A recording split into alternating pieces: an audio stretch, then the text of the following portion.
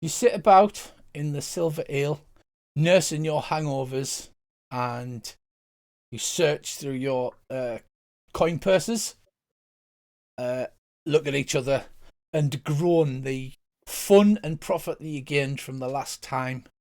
You don't know where it's gone. It's wild away. You've been joined by your friend Tendril, the physician, and he sits with you at the table as you hold your head and hangovers. And what we're going to do now is we're going to have an interlude. An interlude in Savage Worlds is like a flashback. Sometimes you'll get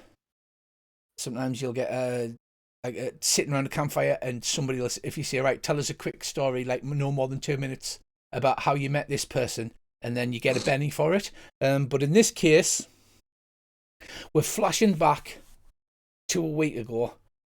You'd never given it much thought because you had coins aplenty to spend, and you'd received 2 notes. Court had looked on quizzically at the strange writings that he didn't understand, but as Lucas read them out, and you'd received 2 notes. And the purpose of this is you get to choose a patron, because a patron in Lankhmar is a very powerful thing to have. The first note reads, Noble sons and daughters, Lord Sutter in Gulditch Court has a bird cage in his house that I would like to acquire for patronage. Shielder. And then there is a little oval marking at the bottom. And the second note you read is in almost the same flowing hands. And this one reads, Noble sons and daughters, it is most efficacious for me to contact you on this wonderful day. The sky is blue and the birds sing, and it makes my heart joyous to be able to contact you. A fine gentleman known as Lord Sutter, who has a most wonderful home on Gulditch Court, holds within his mighty walls and regal bearing a silver bird cage that it would be most excellent for myself to acquire. For this I would happily bestow upon you my patronage and all of that entails. And that has an oval similar to the first letter, but with 7 small dots in it, and that one is marked Ningorble. Would you care to make a academia roll, Tendril? And everybody else can make a common knowledge roll. In other words, pinch the bird cage.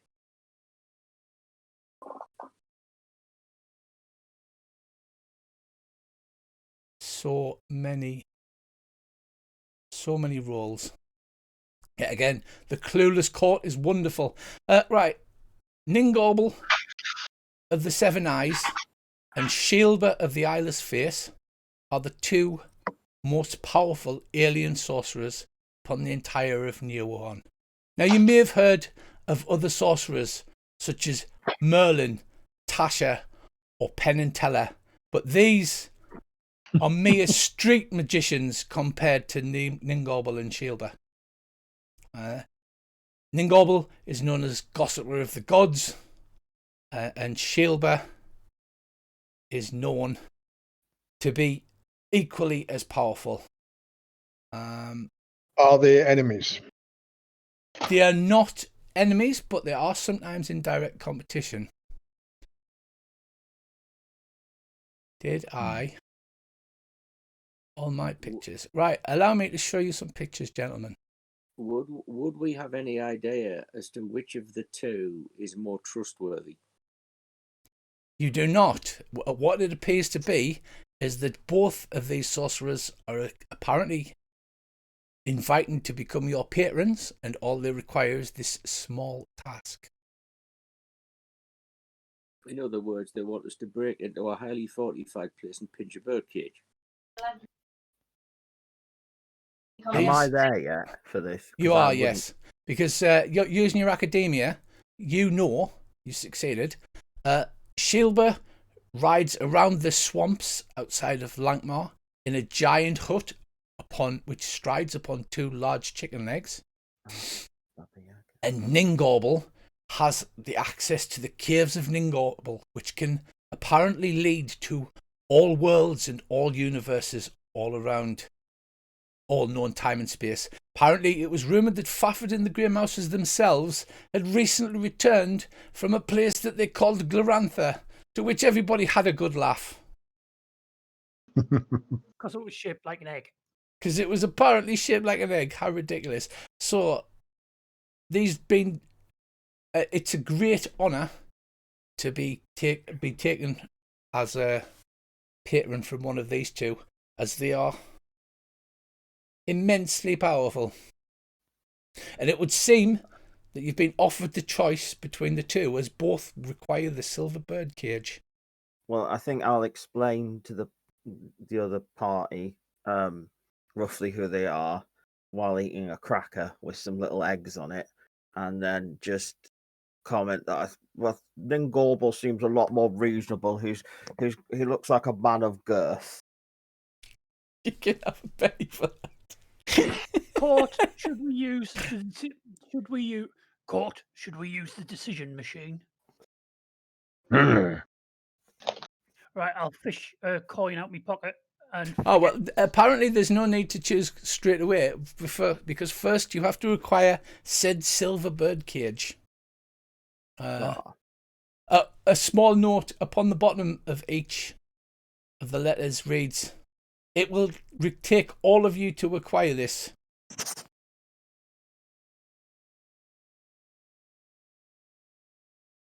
Well, I think we're going to have to do a bit of scoping out, then, boys.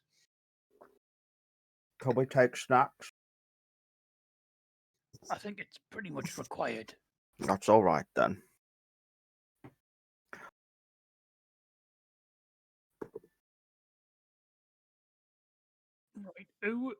Right, we better go and have a look at this estate then. What do we know about the person who owns this bird cage? Ah, right. We're asking interesting questions.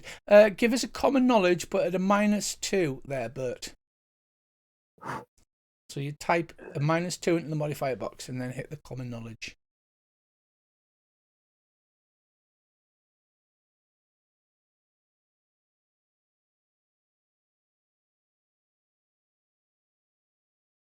Sadly, you're not sure. You may have heard of him, but nothing springs to mind. You can, of course. If he's lent any money from me dad. Go on, Lucas. Make a common knowledge at -2, Lucas.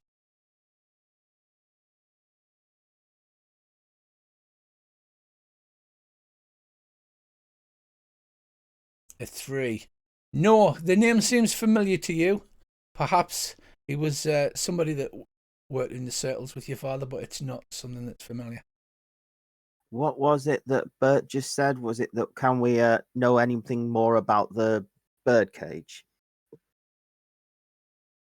About the dad who's got the birdcage. Yeah. Lord Sutter. Can I roll for that on academics or common knowledge? You can, yeah. You can roll a common knowledge at -2. -2. I've worked out my character's voice. She seems familiar, but you're not sure why. Maybe I went to a party there once. Yes. We should go and scope the place out. So, Tendril, Court will be speaking normally in group, but until such time as he reveals himself. Basically, what he sounds is he's making a series of grunts and gestures. Those that have got to know him, such as the party, can understand him without having to make a roll. But everybody else is like, what's he saying? So, just be aware that may happen. Okay. And Magnus tends to sign language to translate for him. Yes. Whether it's real sign language or not, we're not sure yet. I'm sure that'll come out in play. So, sitting in the pub, you share your common knowledge, but you don't come up with anything useful. Could we ask around about them? Absolutely, you could, Dave. So who are you going to ask around? Just general people in the pub? I mean, he's a noble, so it's unlikely that the patrons of the Silver Ale would hear anything, but it is possible. Or are you going to use your streetwise contacts to head out? Streetwise contacts, I would say. Right, you can make a general common knowledge then, a straight common knowledge roll with no modifier. Oh, hang on. Right, so Bert the cat heads out. He says, I'll be back in an hour or so. What about the rest of you while he does that? Well, I've got a social edge with nobles, so I might be able to get us into the building on some sort of clever ruse. I haven't Might thought be a of the good clever idea, that. ruse late. Yeah, but we might be able to get invited in, maybe for a meal. Wonder if he's having a party anytime soon. Yes, sounds excellent. Yeah, let's have a look at your... Oh, you've got connections, noble. Yeah, you can have a straight common knowledge roll then, using your connections, noble. So no penalty to it. And you can disappear off. That's a success. Right, so those two disappear off and they've both succeeded. So I'll tell you what information they find. Are the rest of you just waiting and having another jug while you wait, or do you have any other plans? Well, I could nip home and check the books, but I'm thinking I best don't alert me dad that I'm not asleep in bed.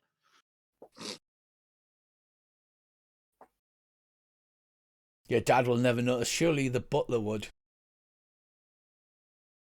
Oh, he's very trustworthy.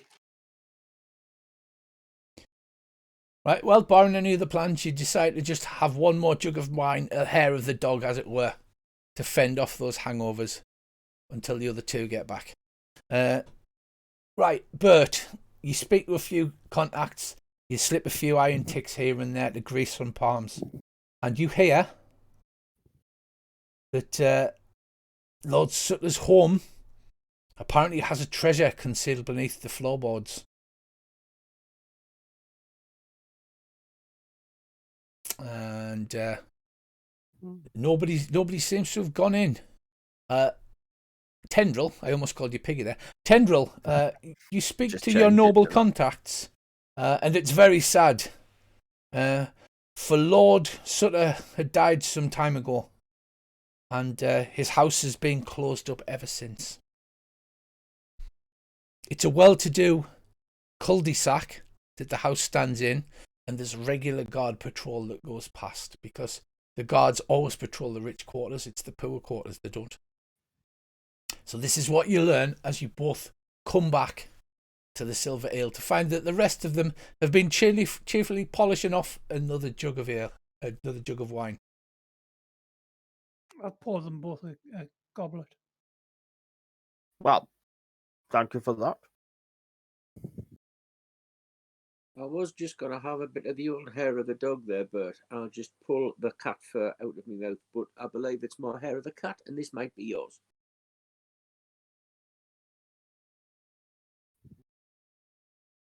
So, from what you guys have learned, there's a treasure under the floorboards in an abandoned old estate. Yes, basically. Why has nobody gone in yet? Can't be just the gods. Might imagine it'd be magic. Powerful magic centered in a bird cage, perhaps?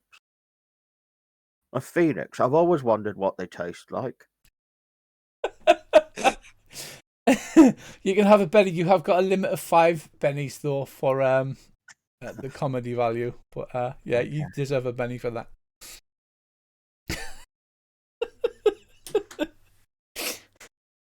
Sorry, go ahead. Well, our new patrons did say they only wanted the bird cage. I'm sure that they never mentioned what was in it. Excellent idea. Give that fellow a pie. No, thank you very much.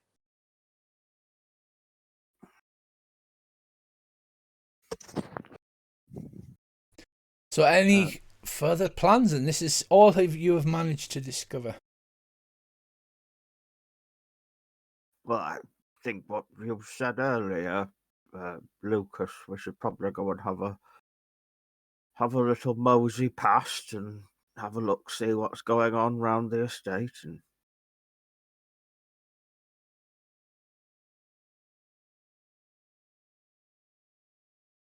Yeah, an innocent walk. yeah, A preambulation. a little stroll. Work up an appetite, eh, old chap? I'll put my arm round him. Well, you can try. Yeah, you get Right, some of the way around them.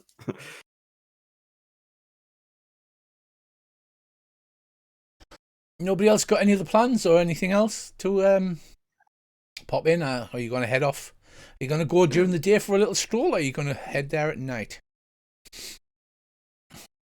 Well, the more respectable of us, I'm not suggesting that any of you don't look unrespectable, but the ones of us who, look like we've actually grown up in a house, not a cave, means that we could perhaps go and not be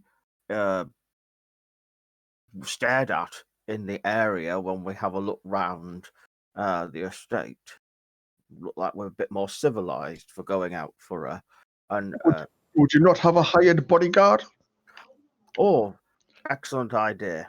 Also, give him a pie. I don't mean from my own stash. Somebody else buy him a pie. And a servant, perhaps, sir? Yes, I And a suppose so. guide. Somebody could carry the dinner tray. Yeah. Oh, giving out pennies here. Giving out pennies.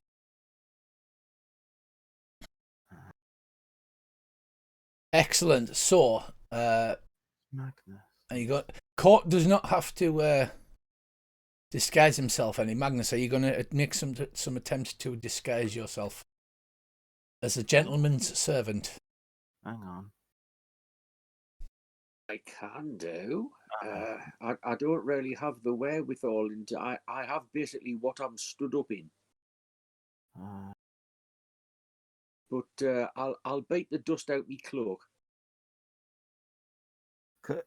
And brush myself down a bit, and maybe mop the worst of the stains with a bit of wine, and the end of me cloak. I'll let you make a stealth roll because you are trying to disguise yourself in this stealthy manner. How much would it cost to maybe get a slightly better cloak or a jacket or something?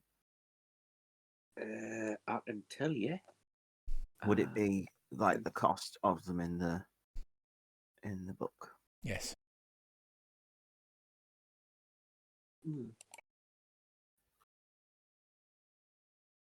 Ah, excellent. Leather riding chaps. And is this for you or your servant?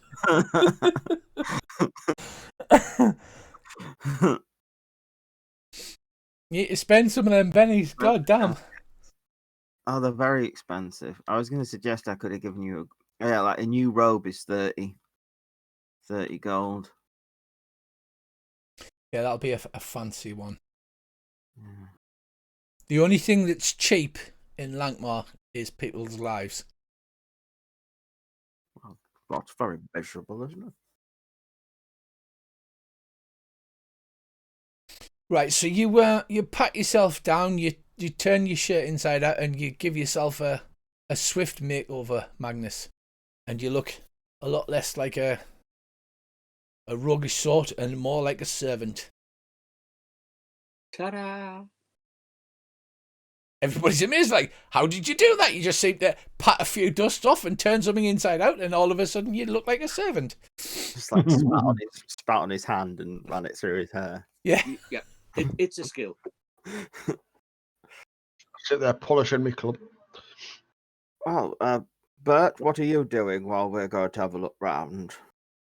That's not a euphemism, is it, Court? I think I'll come with you. I'll be your personal guide to the area. Okay, could you pick some of the cat hairs off, maybe? might look a little bit obvious. And Lucas, you can look noble as it is. Although you do try to keep your rich status. Oh, do you? Do you keep your rich status hidden? Or are you a secret Batman type? I'm going to keep it hidden. I'll just smarten myself up a little. Right, so we've got two gentlemen walking through the through Gulditch Court, a guide, a servant, and a bodyguard. This seems perfectly reasonable to me. Right. Right, so you head out. What time of day do you head out? Midday? Whatever time Yes, my let's master have lunch decrees. beforehand. Yeah. With Tendril, we do have to run everything around lunch times and tea times. Yeah, he puts And down his breakfast mouth full of pork lunchtime. scratchings and says, "Oh, we must have lunch before we go." Sorry, Well, Andy, what were you saying there? I said I will go at whatever time my master decrees that we should go. Oh, very good. You sound very much like a servant. So you Thank you have sir. a really quick lunch, so just bread, cheese, ham, more bread, some broth, Bit of chutney. yeah, and Chicken leg. a few Full of of those olive. honey seed cakes that you like. Have you got any chicken knuckles? Didn't know chickens had knuckles. So with a great belch, Delicacy. with a great belch, you pat the crumbs from your front and you head off to Gulditch Court. It takes maybe half an hour to walk there. It's a lonely cul-de-sac situated between the rich men's quarter and the crafts quarter. A dead-end street overlooked by most Lankhmars. It seems a street forgotten by the city of Large. You walk past a city watch patrol. There are 5 of them. You want to make me a roll, please, Tendril. Which one? In general, you can specify what you like. If you're just trying to pass the party off as a group of people of no interest, so you can whatever you can justify. So I would accept persuasion, because persuasion's like nice social interaction. Yeah. People can help by using their skills to help in the task. Charisma I'll thing. help. Let's see. I have got a charisma bonus for wearing fancy clothing, apparently. Does that count in this, or is Yeah. this just persuasion? Yeah. You're gonna so you'll have to add the bonus in on the bottom. So you're just going to pretend to be a noble sort Yes. as you walk past. I had 1+1 in any. Well, And I'll who's help as well if I who's can. helping? I'll help. I'll help him. And what using my skills are you persuasion. using to help? Could I use notice? Intrigued? Go on. How do you use notice? Well, I'm just reading the description here. Where I want used to sense sight, sounds, taste, and smells, spot clues, detect ambushes, spot hidden weapons, etc., etc., Yeah. etc. Yeah, you absolutely, So you absolutely can. I was thinking you could maybe use it to pick up on kind of the vibes coming from the city watch and act accordingly, so as not to draw attention to yourself. Yeah, absolutely. So you roll a notice roll. If you get a success, he gets a +1. If you get a raise, he gets a +2. That's a success, so you get another +1 there.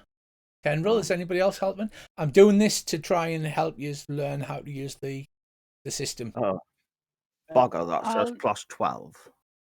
I can use persuasion if we enter conversation with them. I'll use notice by pointing out the different parts of the area to him.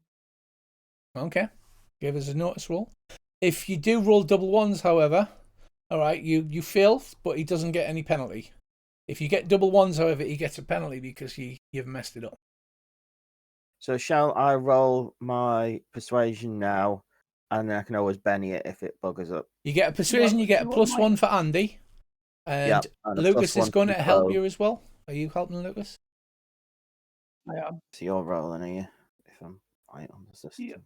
Yeah. Should I roll notice or persuasion? In Savage Worlds, you can generally pick whichever skill you like. So notice you might be, I'll roll notice. for 'cause instance, I've got notice you might be like, right, well, I've noticed the guards coming before they've seen us, so I've warned everybody. So that would be your notice roll. So you get a 5. So you're on +2. You're at an extra +2. 10. I'll roll notice as well.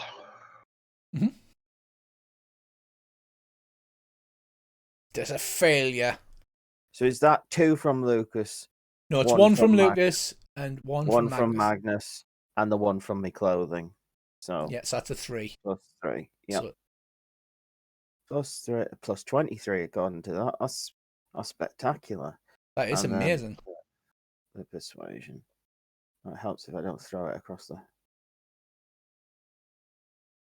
Right, I'll Benny that. It's a 5. It's a success. In Savage Worlds, if you get double 1s, you can't Benny it, Okay. because it's one of the system rules. But you need a 4 or more to succeed. That's what. So a 4's a normal success, and then if you get a 9, it's raise, and then for every 4 you get after that, it's another raise. Right, so that's a success. So the guards come and the 5 walk past in their chain tunics and their pot helms, notice you, and they seem to be completely convinced that you're a wandering noble. The guard captain sort of nods his head and says, "Sir," obviously respecting your nobility. And the group, you hustle past the group. I'll do that gentleman's nod at them, where you barely just kind of Yes. incline the head. Also, because it's difficult to move my head. Right, so heading down the cul-de-sac, you see a 3-story narrow stone building that has clearly been abandoned. The wooden boards over its shuttered windows and the rusty chain and lock securing the front door are weathered with age. Dead ornamental bushes flank the short steps leading up to the entrance, and the lawn is strewn with broken tiles fallen from the building's steep roof. A single narrow alleyway presumably leads to the rear quarter of the empty home. Strangely, the 3rd floor lacks any windows, presenting a solid stone facade to the court below.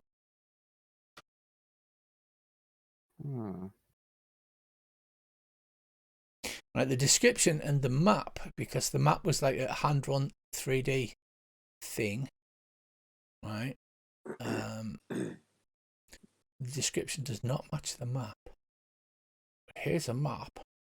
There's a jolly old map that I prepared earlier. Master, should I nip down the alley and have a look at the tradesman's entrance? Are you into that sort of thing? 'Cause I'm not judging. If you think it's wise, you do you. Right. I'll slide stealthily down this little narrow alley, if that's all right. Right. I believe that is the front door. That's the back door. So this is the narrow alley here. And I'll just drag his about. So this is the front part here. Right. Magnus has headed off down the narrow alley to the side. The 2 walls either side of the house are buildings. There's no garden or anything else here as per the description. So thanks for that map. Yeah, so there's a front door and a back door. 2 windows on the front and 2 on the back. Can on I the just ground floor. move myself to where I want to be? You can. I think we should continue to stroll out the front, just making offhand remarks about architecture, and people can pay attention as if they're interested. And should I roll me stealth? If you wish to. Looking around, you see that Gulditch Court is empty and the sounds of traffic on nearby Silver Street is muted. You feel you can approach the home undetected. I think I will mutter to perhaps Lucas. It's not normal for a place to be this run down, It was a lord after all.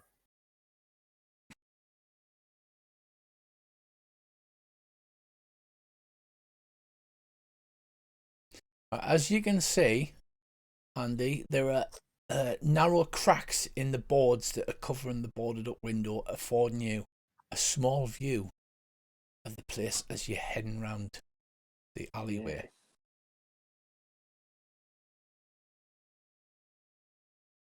What about the rest of you chaps? Right, do you want to roll a notice for me, people? Yes. Let's have some absolute notices. Oh, bugger. Critical failure. Notice what? With some absolute horrendous notice rolls there. Can't Bert, you alone, estimated by the speed of the patrol, you estimate they'll probably come back this way in about half an hour. The rest of you don't even take any notice.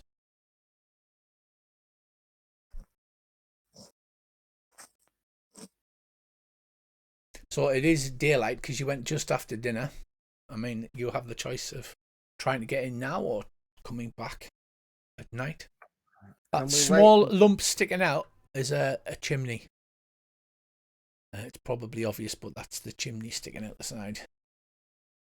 I think we should wait until Magnus comes back from round the corner to decide what would, if we can perhaps subtly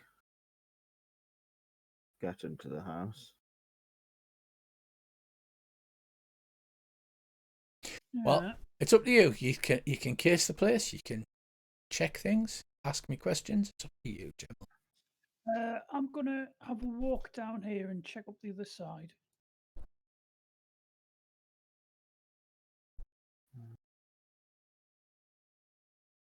Can I roll a notice? If you, Dave, if you move straight through a wall, it won't allow you to move because of it's a wall. So you have to walk round. Just so you know.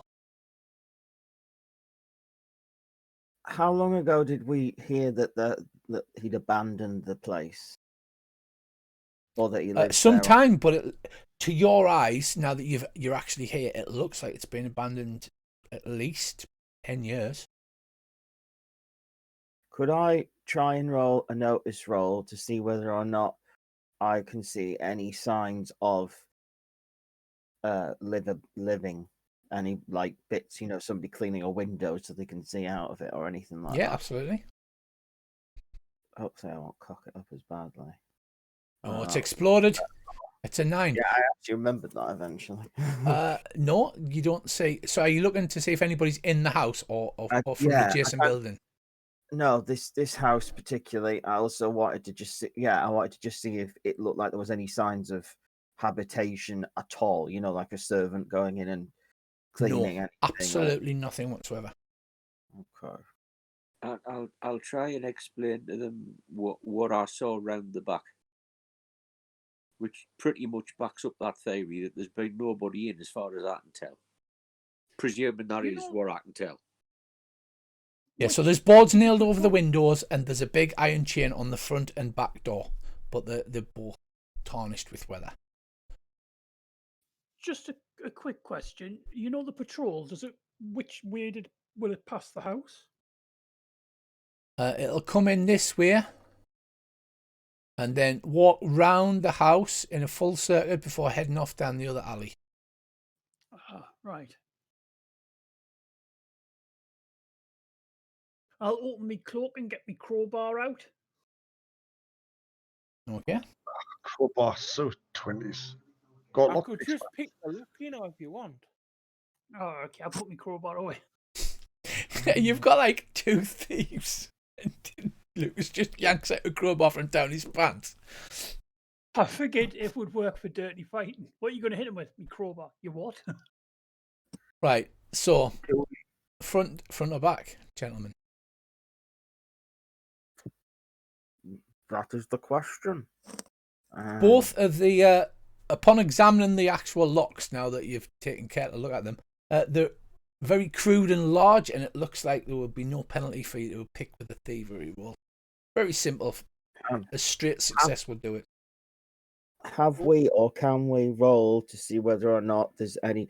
If we went in the back way, is there anybody watching around there, like from another house, like some sort of no, for whatever reason, as you can see, there are two buildings adjacent, but neither have facing windows. Hang on, I've remembered something. No, you haven't.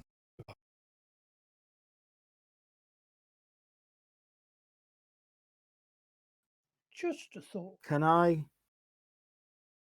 Oh, I don't know if this is a good idea. Can I cast Detect Arcana? You can.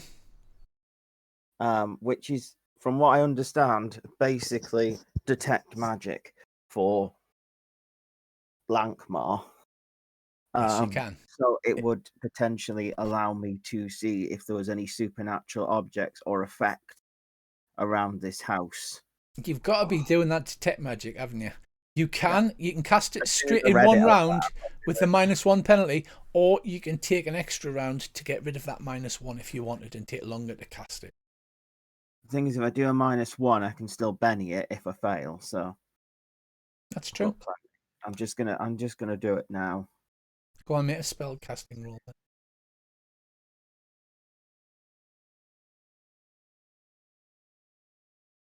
Is that right? Ah, hang on. It succeeds because I have spellcasting detect and say I have done something. I have done something wrong. So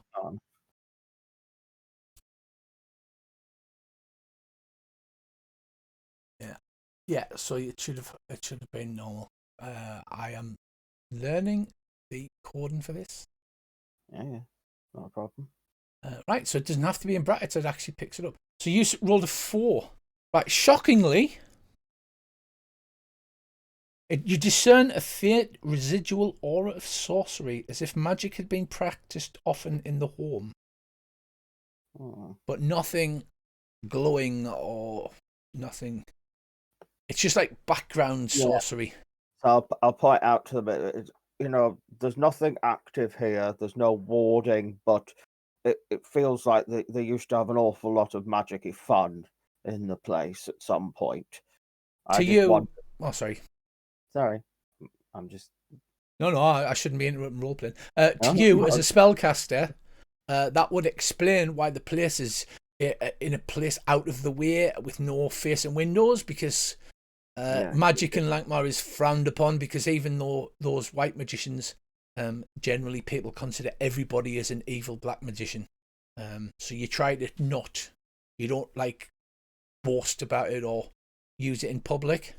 Okay. Lest the peasantry come after thee with pitchforks and torches. Okay.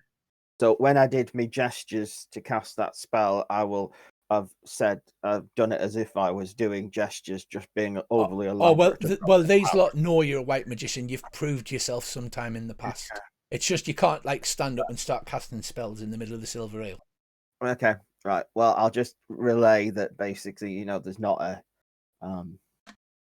ward on it, but there is something that's been there.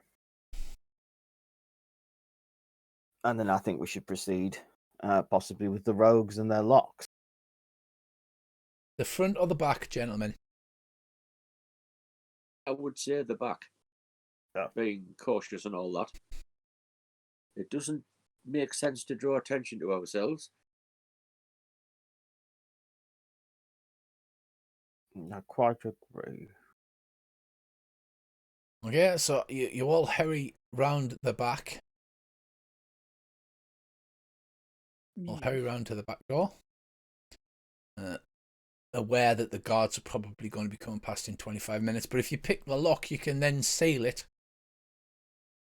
Right, I want to test something, because if I hold down shift and click on a door.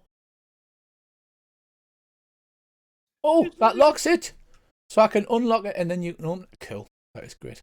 Right, so Magnus, you head forward to the crude iron lock. It seems to be deliberately a crude place on a noble's house so as to not attract attention. I shall pull the lock the lockpicks out of me sleeve, breathe on them, polish them on the corner of my robe, and then attempt to do the thievery business. Right, go on then. It's a 5. It's an easy success.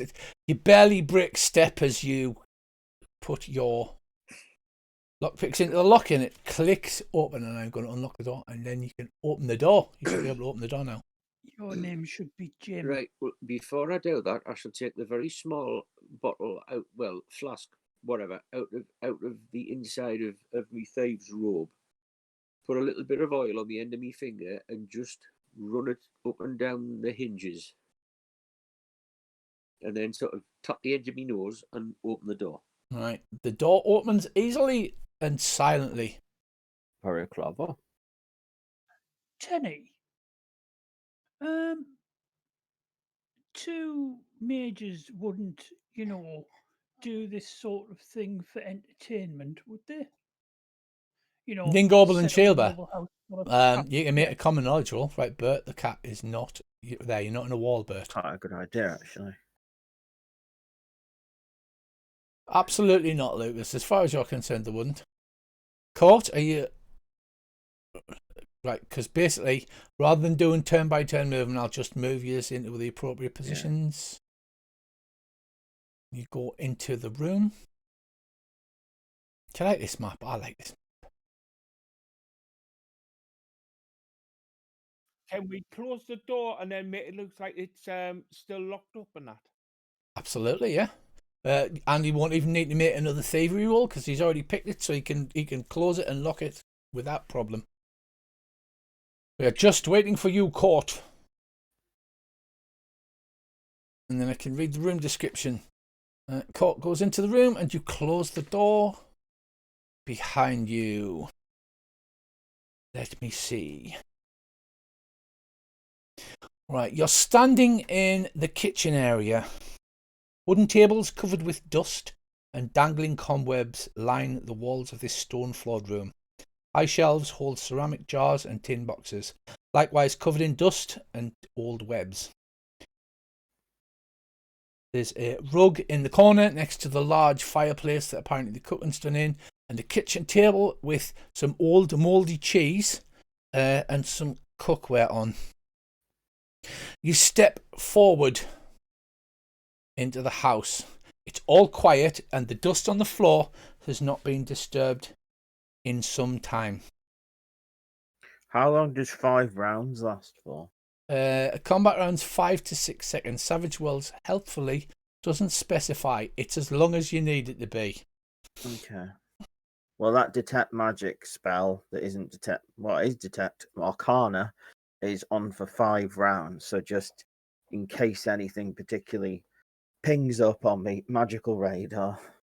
Right. Magnus, you creep through the house, and as you do, a loud crackling voice sounds throughout the vacant building. It chuckles. Fools! The dry-aged voice says. Small-minded thieves, intent on plunder, deserve bodies to match. Try and carry off my treasures now, mice. As you do, as this happens, you watch as the walls start to grow all around you.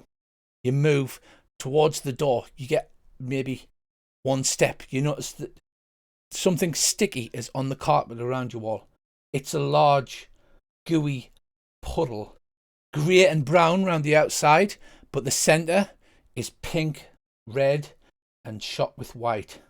It's oozy matter. And before you get 2 steps, you shrink down, until every person is a tenth his normal size. Well, at least the pile lasts longer. Got to look on the bright side. I bloody hope they don't have a cat. Can I use my grappling hook to get myself to climb up onto that table? You absolutely can. Make an athletics roll. Oh. You get a 5, right? So it takes you several rounds to run across the floor, and then you grapple yourself and climb up onto the edge of the table, which looms 30 feet in the air above you. Could I roll an academic or spellcasting roll to see if I knew what that thing was that's turned us to tinies? You can, yeah. Does this have any minuses? It does not, no. So you can just add a +1 in. Actually, you shouldn't have to. Should be. It's fine. I didn't. Oh, it's an 8. You have heard that nobles can employ powerful sorcerers to lay a curse upon their houses.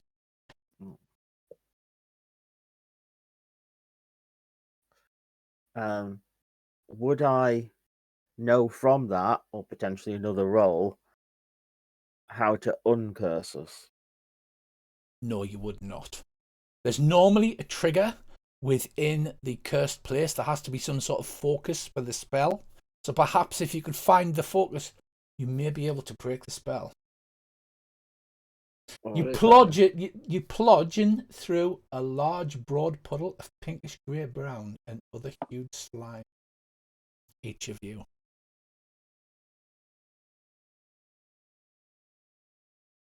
I'll trot along to the other end of the table and sort of affix the rope so that they can climb up if they need to. Right, so you move along to there. Basically on the table.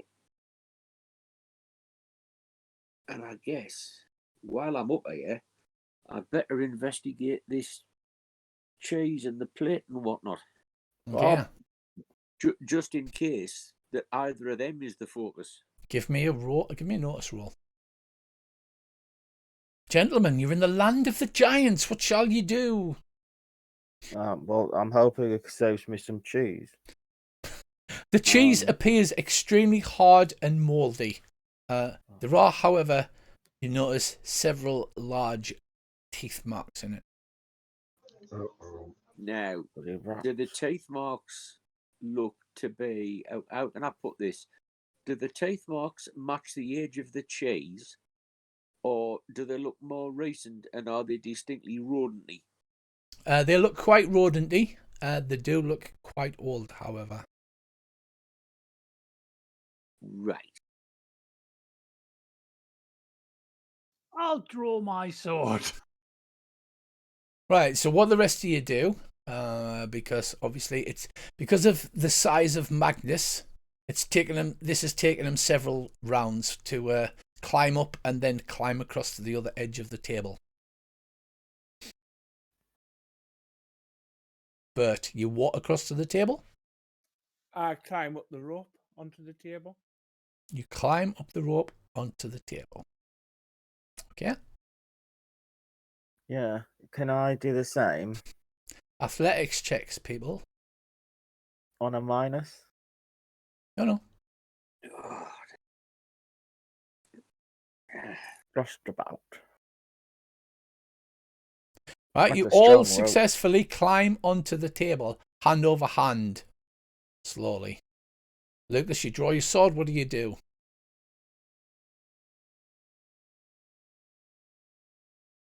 I've thrown you, haven't I? I'm just standing guard, basically, because I think bad things going to happen. I also, guys, if this is hidden under the floorboards, do you think it's going to be upstairs where there's that room with that level with no windows? It's quite possible, but I think before we do that, we're going to have to find what to get rid of this damn curse. Might it be the same thing? I was thinking maybe checking under the rug in front of the fire, but going to be difficult the size we're at now. Right. Right. Now that you're small and you've approached it, between the cheese and the large pan that stands upon the table, There are a number of small, intricate devices comprised of springs, metal rods, mechanical teeth with sharp jaws, wire nooses, and similar adornment. Also scattered around the room, you can see several rat traps. Oh, they don't. They seem to have a bit of a ratty problem. So, Really not a good I'm idea. going to do this I'm going size. to pop the old parcel in the sheet if you wish to take any of these. The small jeweler's probes are as long as spears, and the springs are enormous.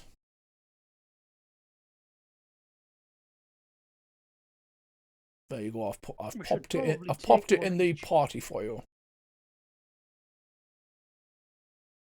Jeweler's tools. Giant jeweler's tool. How many are there? Just one? There's just a bunch of various tools, pliers, probes. Just one set, but remember they're enormous. Right. Well, whoever's the best fighter should probably take that. Well, I already have a sword. Well, we could use the long pick things to check for traps. You know, rather the rat trap snaps on that than my neck. This is a good point. Told you I was looking forward to this scenario. I think it's great. I shall put the probe under my arm. So you have a larger room with a fireplace to it, a corridor leading down, some stairs leading up, and from the dining room area you can see a door to the south. Does it look like we could fit under the door? You would need to make an athletics roll, but yes, you could probably fit under the door. Or you could maybe stand upon each other's shoulders and make one enormous athletic chin and attempt to move the handle. I'm not entirely certain I'll fit under that door, if I'm honest. That is true. Tendril, it would probably be at a -2 to get under the door. And he's currently standing on the table. The cheese looks completely inedible. It looks mouldy as if it's been there a very long time. Are you going to try eating some anyway? No. Sure. Yes. Not even a I little bit. might have thought about it, but no. He's got stuff in his pack or his pockets. Gets out some quail's eggs and nibbles on those. Actually, Tendril, you can make me a spell casting roll. Yep.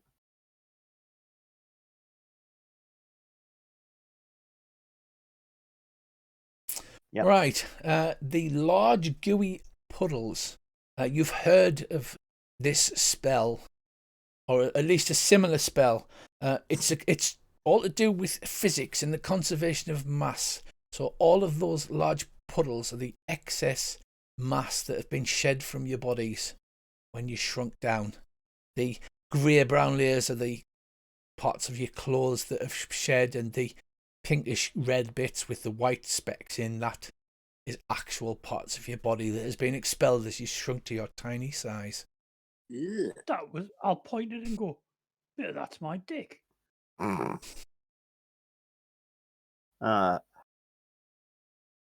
Tendril's puddle is so much larger than everybody else's. I've heard of Slim Fast, but this is ridiculous. So I'll relay that knowledge to everybody, and obviously we'll laugh about the size of your member. You know that time that bloke in the bar bet you'd never lose weight? I know. You'll probably collect on that now. Yes, he owes me several grouse. I believe there was a pheasant mentioned. I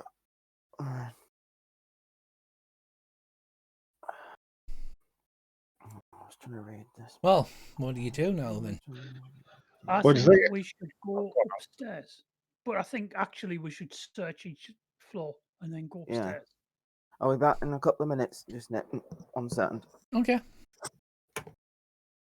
I am going to look down here. We are the fucking burrowers.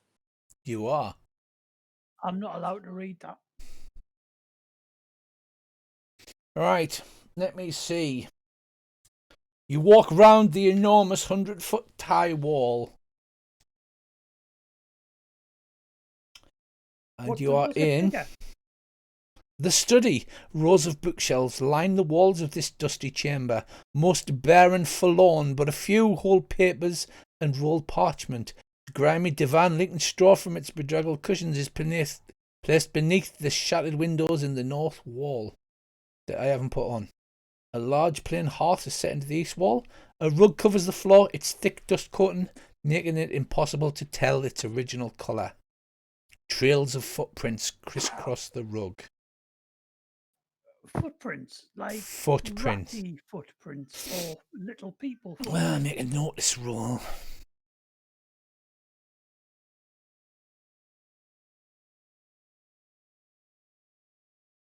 You're unable to discern, but they do look like different animal tracks. It looks like there are several types, but yeah. Oh no, sorry, that was Bert. Why are you rolling, Bert? You're in a different room. Sorry, didn't know it. Right.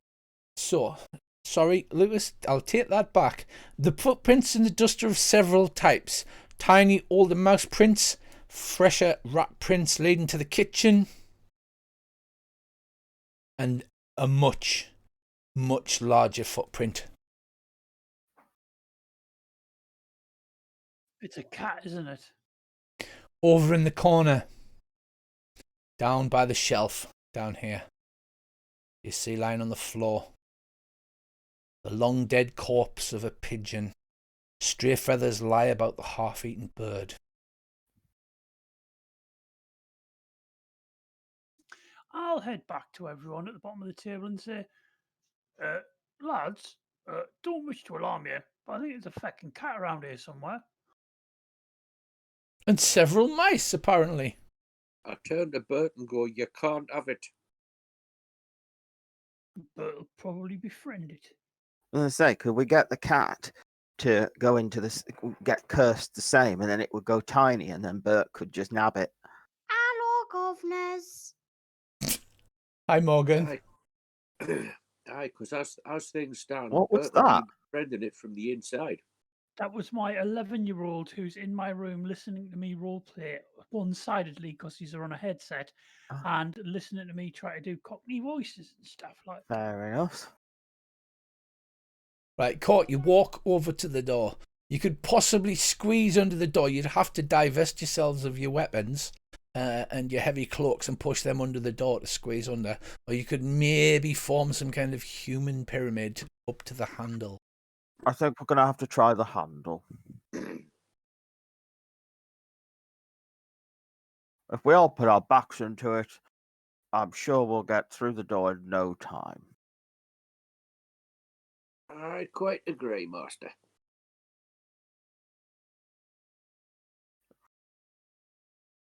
You don't have to pretend that anymore now, unless you just happen to like being a servant. I'm practicing. Okay, fair enough. Practice does make perfect. Very well. So this human pyramid, are you all heading over the door to attempt to do it? Yeah. Yeah, why not? Yeah. Right. So what we need, this is a Do it. dramatic task. We need 5 successes. So it takes you a couple of minutes to climb down off the table and walk across the floor to where Court is examining the door.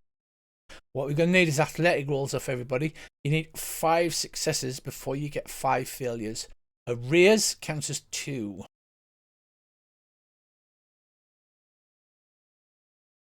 Success. Failure. Oh, Bert's got a critical failure. What? You can't Benny that. You Court, you can't. could Benny yours, couldn't you? There we go. Could do, yeah. So how many is that? So, Right. The Or the 10 counts as 2. The 10 counts as 2, but the 2 counts as -2, so they cancel out. So you clamber up, you start to totter. It looks as if you may fall. You can Benny your athletics for those who didn't fumble.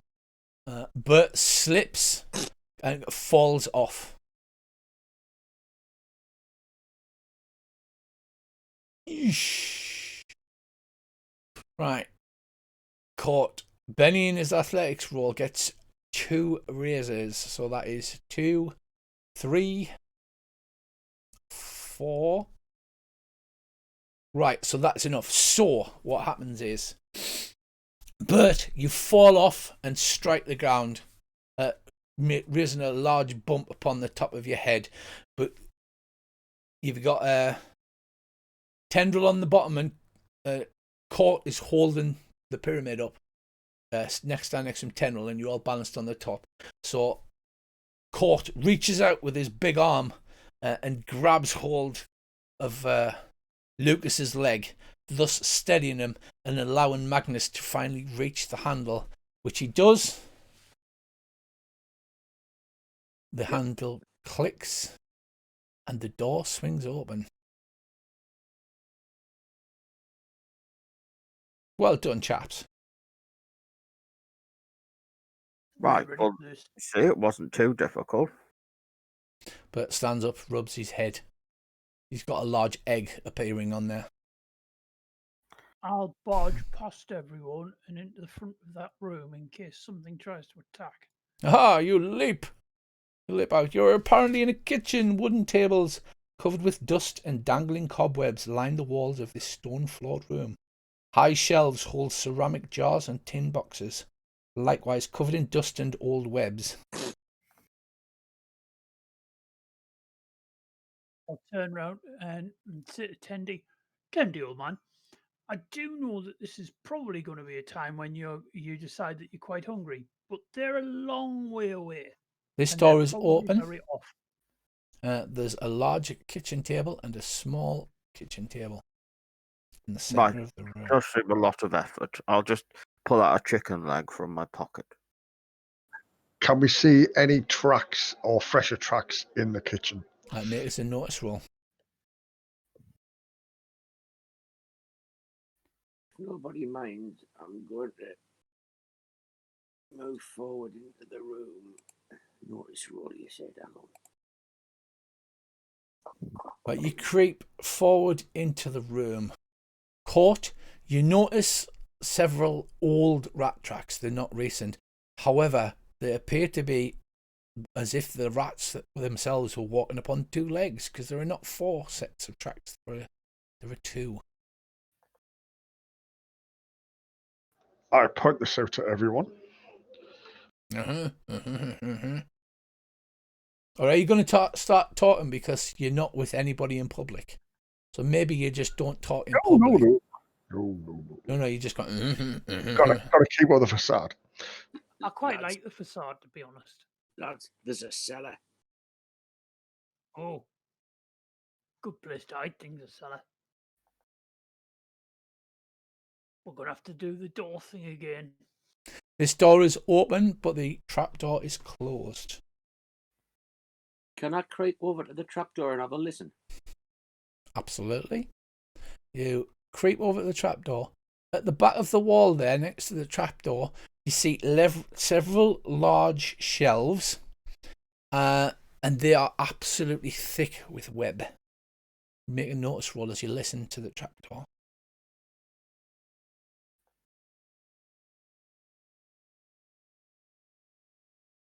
Right, you press your ear upon the large lock, but you hear nothing. It does not appear to be locked, however. There's just a large lock. I'm also keeping a weather eye on them webs, because where there's webs, there's spiders. Can I cast that detect magic again? You can, yes.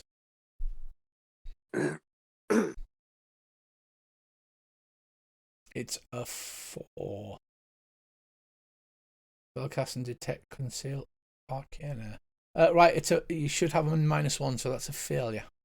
So you have a level of exhaustion. So if you click, can I Benny that? You can Benny that, yeah. So I drag it and put it on that. No, drag it and drop the Benny on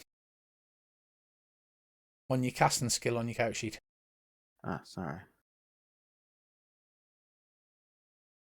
Right, that's lowered to a 4. Yeah. So that is a success. No, you're still picking up the same low level of magic around. But I never picked up that curse. Interesting. Can you tell whether this low level magic is upstairs or downstairs? It's permeating the house. Ah, right, right. It's everywhere. Right. Can you make a it- notice roll, please? Everybody? Just you. Or just Mike? Right, okay. Just you, sir. So what don't I notice?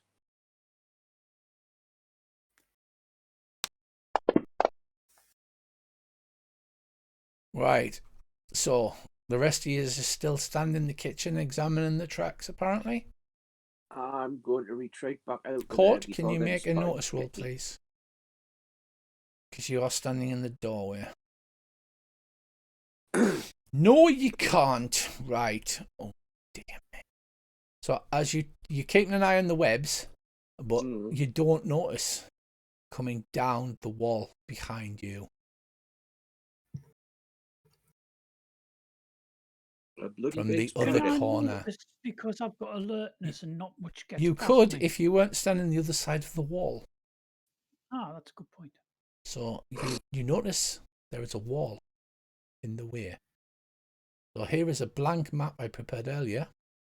And why a blank map, you say? Because, as you will see,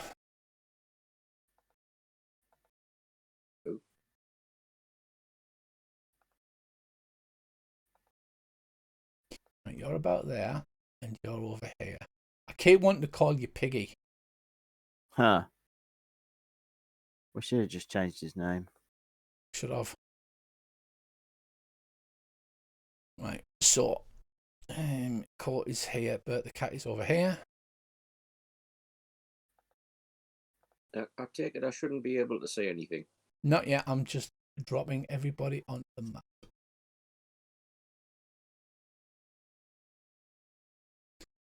Right, so you turn round and you say to the others, I can't hear anything. I'm suspicious of those webs, but in a dark corner that you had not noticed.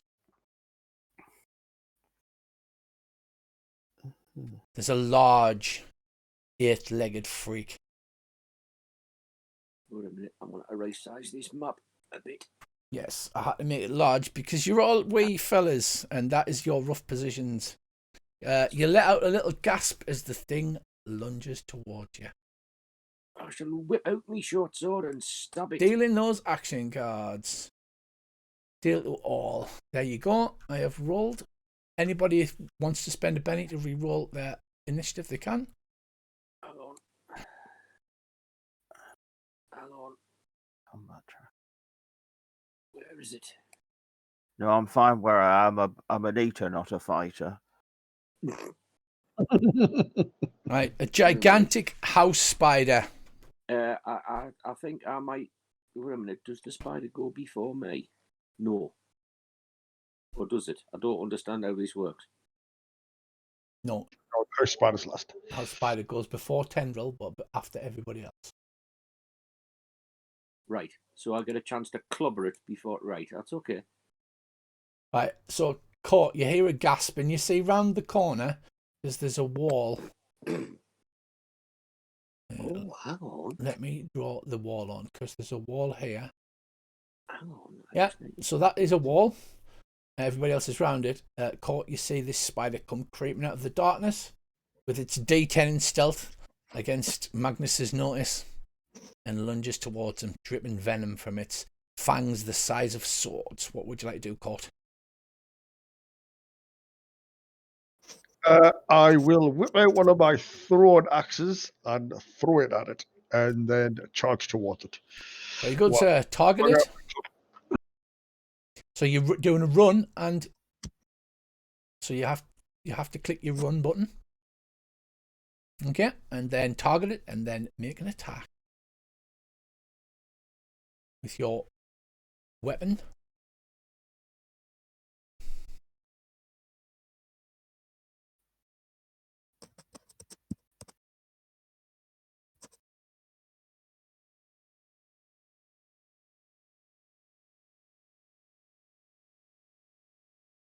Right, it's out of range for your axes, Okay. so you can Okay. run your pace first, which is 6.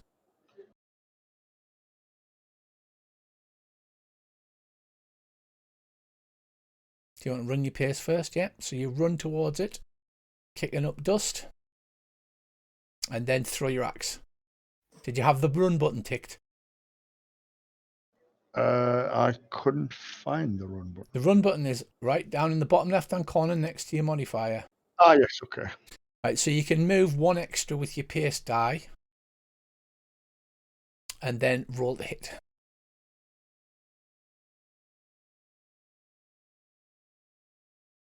Okay, I've moved my extra one.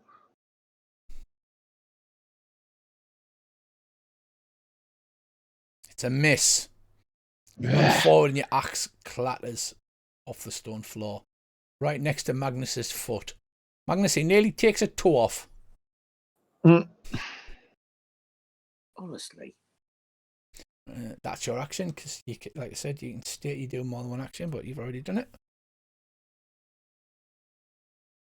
Next up, we have Magnus. Why has Lucas now got an ace? Did you re-roll your... No, I always had an ace. Right, well, sorry, Lucas, you should go first. I don't know why he didn't do that.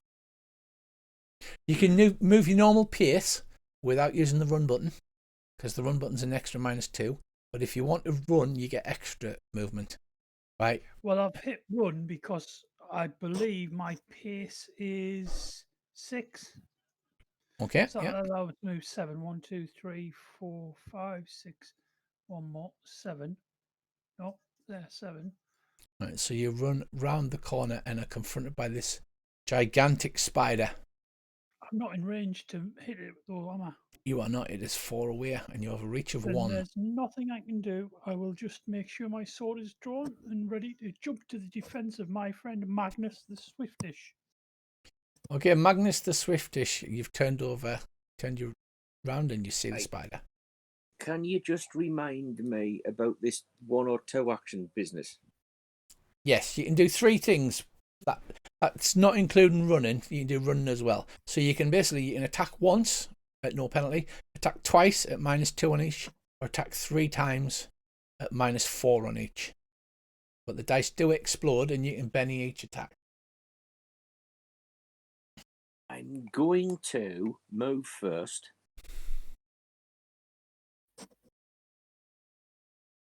I'm going to get in close because I've got close fighting. Yeah. And then I'm going to go for 2 actions. And I'm going to stab it. I presume. You get a +1 to your parry for your close fighting, yeah. So then you just roll you to hit on your combat. Yeah, wait a minute. A bonus to me parry 8 one of the enemy's weapons reach +1. Yeah, so it's only 1. It does have a long reach, but it's a natural weapon because the spider is quite large, 4 times larger than you are, in fact. Right. So first attack is going to be the short sword. Mm-hmm. Right, it hits. Would you like to roll your damage? It's unharmed. Its tough carapace is unpierced by your blade. Now you can Benny that and re-roll the damage if you like. Right, and I drag a Benny onto the damage on your character sheet. Right, we'll try that then. Oh, it causes a wound. I'm going to use a GM Benny. Actually, I should have I thought you might. 2. It's going to attempt to soak the wound. The huge spider.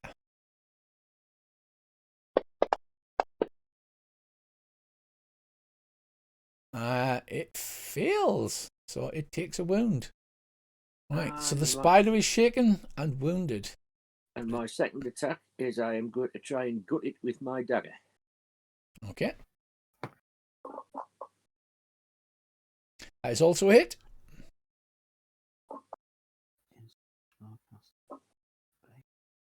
Another wound. The spider is going to see if it will. It's not going to soak this one. Right, the spider is leaking its awful black blood on the floor, but it has not gone down. It has more than 1 wound. It is, however, shaken. Right, that's your turn. Bert, you run around the corner and see the size of this spider. I'll try and hit it with my sling. Right, go ahead. Because when he lays me out cold. Right, Bert, under your combat thing, you need to put 20 ammunition. They have done that for you, so try again.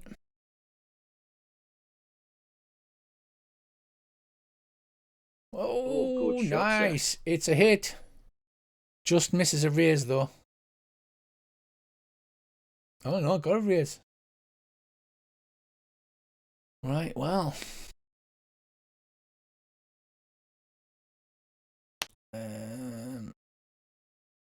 No, you got a 9. Oh no, it's not a raise because it doesn't go against 4, it goes against its toughness. Right, well, that is going to bounce off unless you want to re-roll your damage with a Benny.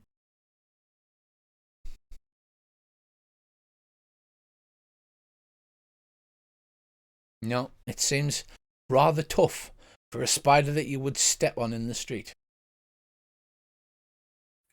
Oh. Right, that's your turn. Tendril. Right, okay. I've got an idea. So you know its toughness. Is that a trait? No. You can lower vigor to stop it soaking wounds up. But Oh yeah. Okay. I'm not going to use any more bennies on that because I need to save it for other things. Okay. So, it hasn't attacked anyone yet, has it? But its attack would be with strength, I would have thought. So I'm. Attack goes on agility normally. Is it all right? Okay. I'd like to try and lower. You need to move around. You need to move around the wall first because you can't see it. There's a wall in the way. Okay.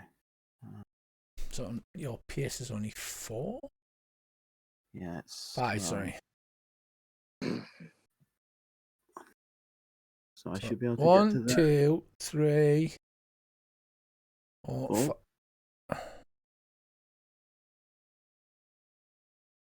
4, 5. Ah, yeah. So you could get to like there. Right. Yeah. And then I want to cast that boost lower spell. All right. So you target Boost it. and lower trait. Oh, is this the same as normal? Mm-hmm. It's at -1 if you're casting it now, or you can take a whole round. No, I'll go with -1 because I can always Benny it if it. Right. Okay. Give me a second to just try something on your boost lower trait and see if I can get it to work.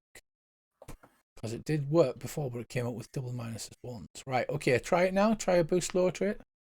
Remember, we'll have to take a -1 off if it doesn't work. I've put -1 on the modifier. All right. Okay. So that failed. So I'm going to Benny that.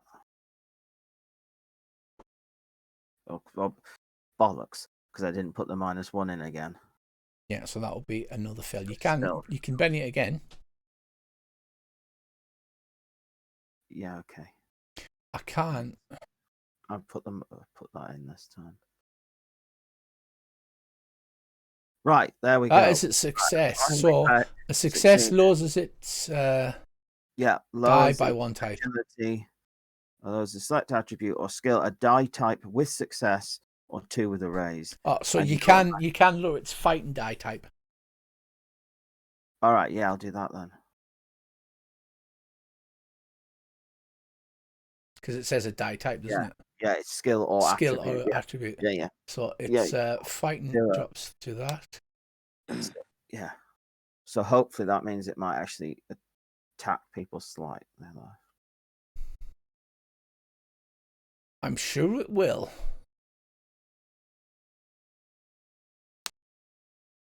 That's my turn now.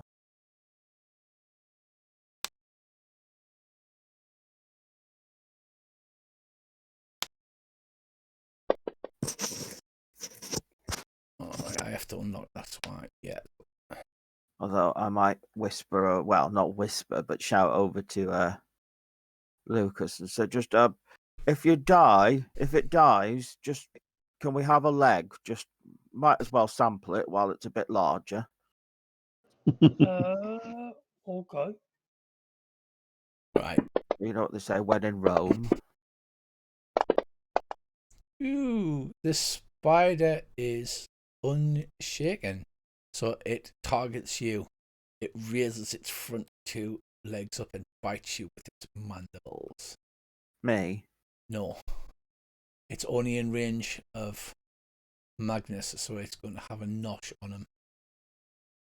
Oh.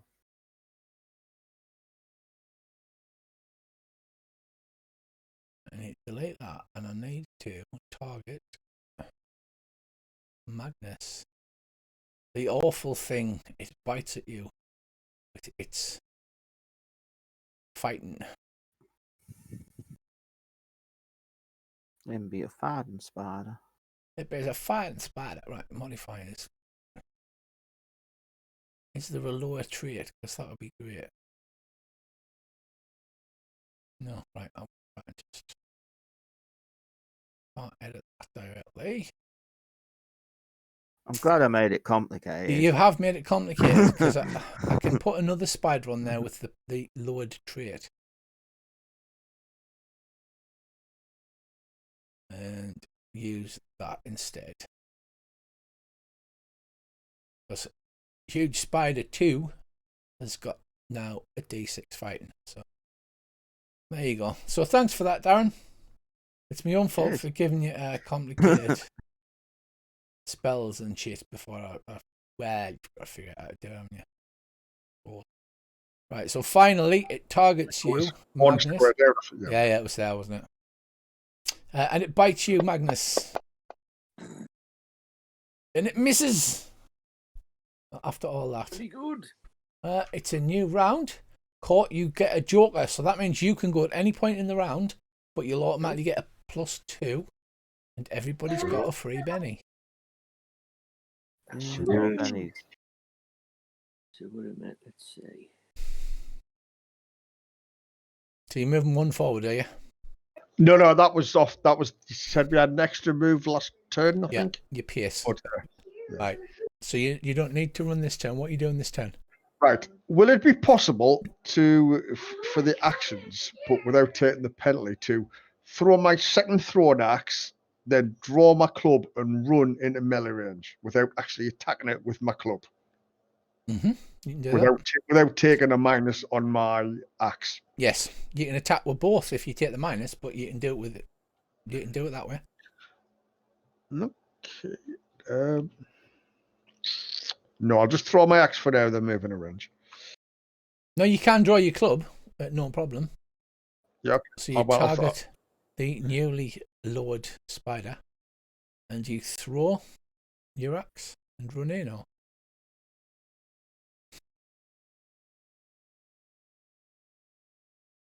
you hit.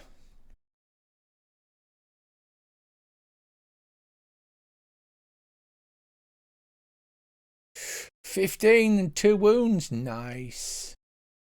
Mr. Spider, actually I didn't transfer his wounds, or already has 2 wounds, doesn't he? Right, so you throw the axe, you apply it. Right, the spider goes down incapacitated as your axe sinks deep between its little black beady eyes. It squeezes and sprays ichor all over and then collapses dead. Well, incapacitated on the floor. What do you do now? Cut the poison glands out. Yep. And while I'm at it, I shall lop a leg off for me master. Right. Okay. Make agility roll then. Yes. Sneak ups, all 7 of them.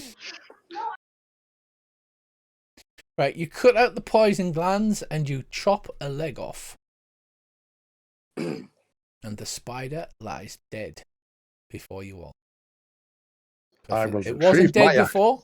It bloody well is now. I shall pass the leg to my master because I'm not eating that. I'll retrieve the axes. How big is it, this leg? How big is it? It's about 6 feet long. This spider, as you can see, is like 4 times the size of you.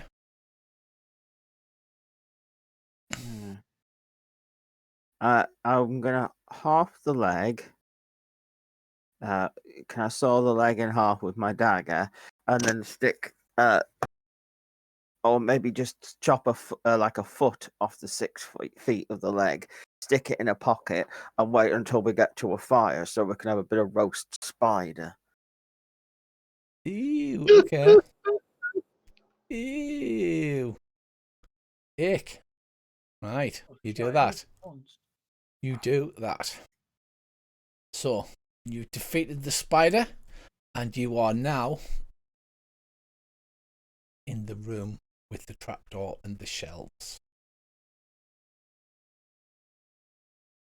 What would you like to do now, chaps?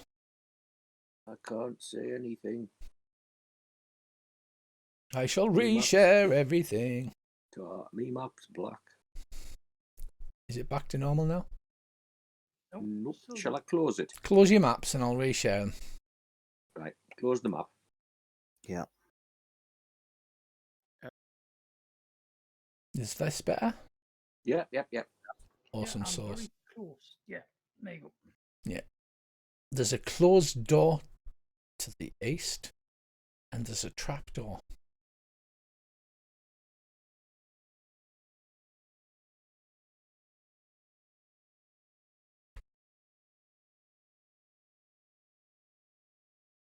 Don't you open that trap door.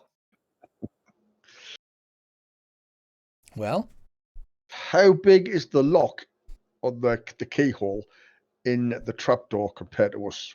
Could we squeeze down into it? Tendrils certainly couldn't. You would struggle because you're large, but Tendrils are obese, so the pair of you wouldn't get through.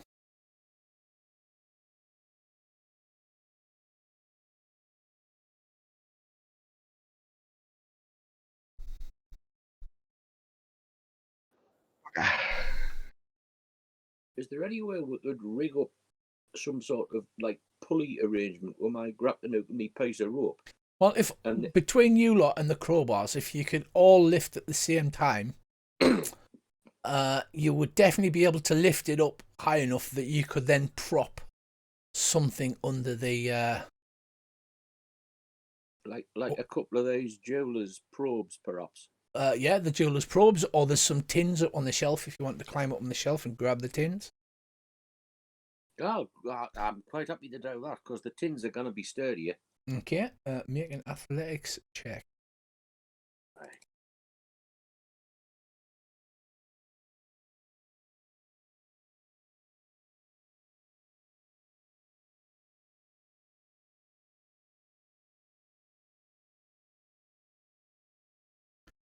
Right. Right, you climb up onto the shelf and you pull the giant, thick, ropey webs aside, looking for an appropriate tin that you can push off the top. It appears that the tins contain beans and tea leaves and appear ancient. There's a thicker part of the webbing in the corner which apparently partially conceals a tin that would be absolutely perfect. So as you pull the spider webbing to one side, you recoil in horror as a totally fleshless human skull leers straight up at you, and you jump back in shock. But then, after catching your breath, you realise it's a tiny, well, I say tiny, it's your sized, it's a human corpse, dressed in rotten dark clothes and soft boots, with a belt and pouch around its waist. Anything in the pouch? Right, the pouch jingles and it holds 23 miniaturized iron ticks, 12 eagles, and 4 silver smurducks, and a small dagger, silver dagger of minute size. The dagger bears the insignia of the Lankhmar Thieves Guild. Well, I shall purloin the pouch. Yeah. And I shall lean over the edge of the shelf and whisper down to the lads, "Heads up," and toss the skull down. Right, Heads up, I get will it? post this. Right. Yeah. So there's a tiny squeaky heads up, and as you all look up, a human skull comes crashing down and shatters on the floor in front of you. Apparently, this has been long gone. Andy, I've put the smurducks and things into the party. What's it if you want to take them yourself? I will do that. Just give me 2 seconds into the party sheet. There's also the silver dagger, but that bears the insignia of the Thieves Guild. Right. And you know it's not well to flash those things around because it's like a Aye. guild. So what do I do? Maybe it's I just drag these, don't I? Maybe. Do I? I'm not seeming to be able to drag them. You might not be able to. I might have to drag them across myself.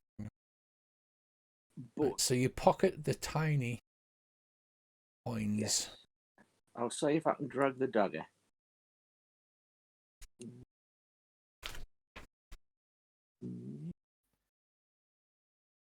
No, not seeming to be able to drag things about here.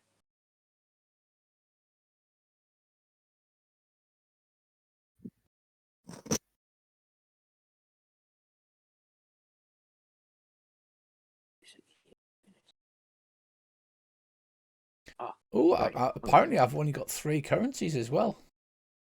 Oh, So that's not fun, is it? So I'll just have to make a note there, right? And we'll clear them out. Right, so you pocket these, and then after bouncing the skull onto the floor, do you push this tea tin off the shelf? yes, I will. I'm just gonna have a quick look in items to see if there's like a pouch. There doesn't appear to be. Are you taking the whole pouch as well? Yeah. Yeah, we'll just add it in. Great mundane item, just right, pouch. Jobs are good. Right, but right, champion. Yep. Right, Silver. and then you all look up as there's as this tin is shoved across and comes tumbling down and lands on top of the trapdoor. And then a Magnus, completely covered head to foot in ropey webs, beams and gives you the thumbs up from over on the shelf. Can all of you down below please make me a notice roll?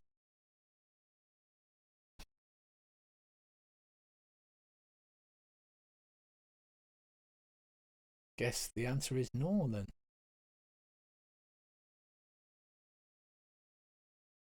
yeah. Wow. Tendril. Done, Master Tendril. Well done, sir.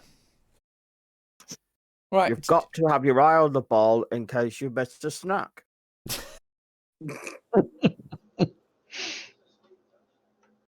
Right. There has been a small hole gnawed in the corner of the wood of the trapdoor.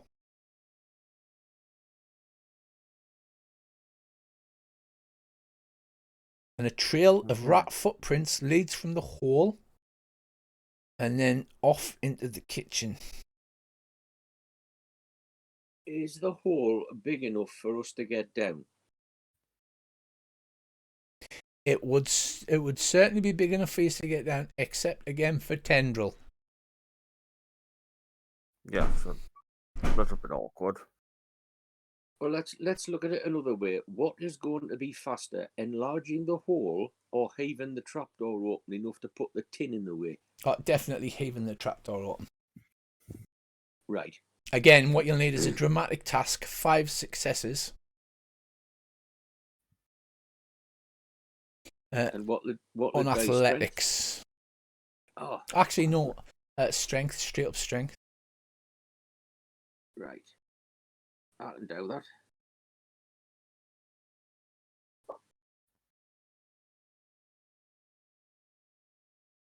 Right, excellent. That's a raise on there's the one. first one.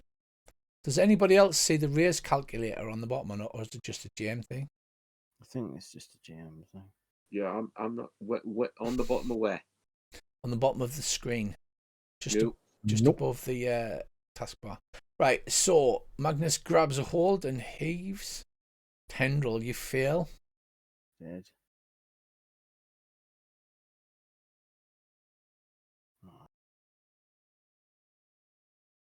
Right, so we've got It's just a four. little bit heavy for me. We've got 4 successes. A generally dramatic task is if you fail, there's some kind of penalty. So that is 1, 2, 3, 4. So there's Bert, Court, Tendril, Magnus. We need Lucas to roll. Notice, yeah. No, strength. Strength. You're trying to heave the.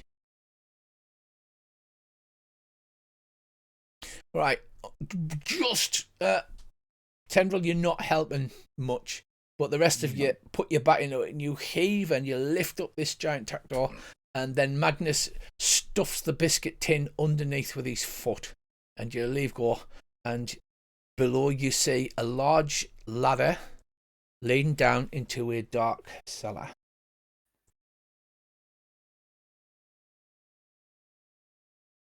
Suppose I'd better sneak down the ladder. Right, it is a vertical ladder, like a loft ladder. So, yeah, you need to tie a rope and maybe climb down with athletics.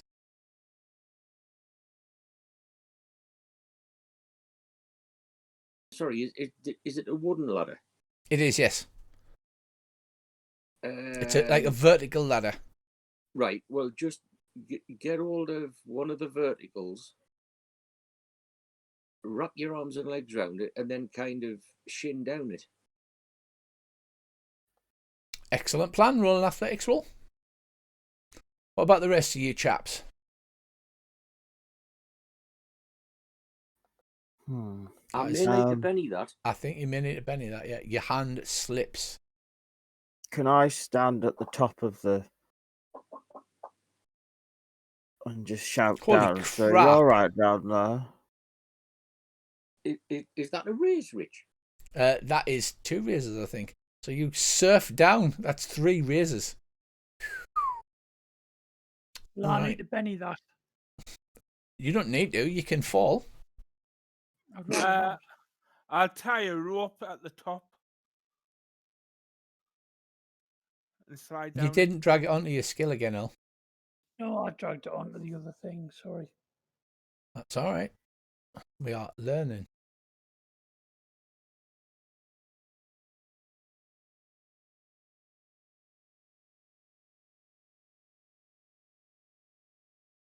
Right, so the rest of you, after some Benny action, some hands slipping and some feet slipping, you shimmy down the steps. Tendril, are you staying at the top by yourself? Well, I suppose I'll go down then. You don't Do you have have any to. minuses? You don't. It's just an athletics roll. There's a rope there, actually, so it's not.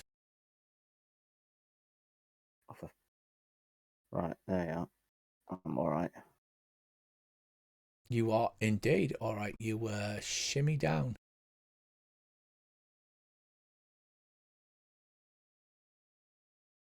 Dark and musty, a stoned wall cellar sits under the house. Shelves holding mouldy foodstuffs, potatoes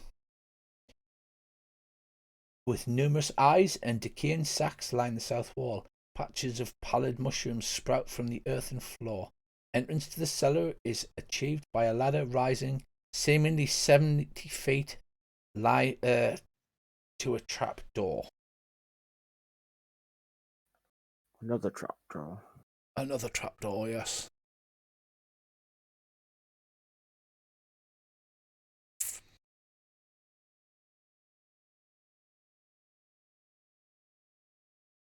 Right, so you climb down and you're one rung above the earthen floor.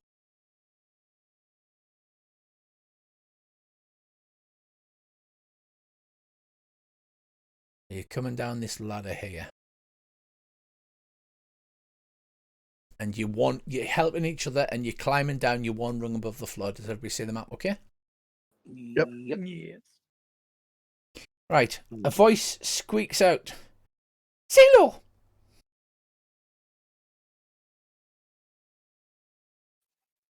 I said, See what? Right. There's the click of two crossbows come from within the mushroom patch. You see rats the size of men with swords at their belts, cloaks upon them, holding large crossbows, duck out from between two mushrooms. They take Can aim I with a roll- crossbow and fire. Yes, you Can can. I roll an academics to see if I know what these are? Absolutely.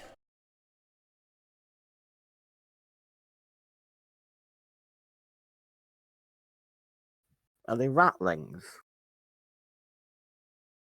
What did you get? You got a raise. These are rats from Lankhmar below. There's an entire city beneath the surface of Lankhmar, mirrored in parody, and entirely populated by rats and their kin. The rat men have Okay. cover and are in the mushrooms. I said, don't fire, we mean you no harm. They fire at you first, and then you shout. So let me do the round thing. It is round 1. Deal the cards. Wow, 2 jokers, Lucas and Court. The ratmen. Why do the ratmen not have crossbows? Do you care to tell me why? Because they're soon to be dead. They're on the character sheets. Right, so that is kind of annoying. There you are. I have to open everything up. I should just open everything up by default when I'm doing this. Does anybody need a bio after we fire some crossbows at you guys? I might get some water. Right, I am going to roll a d6 and go across the top on my screen. That's a 2. That is 1 target to Bert.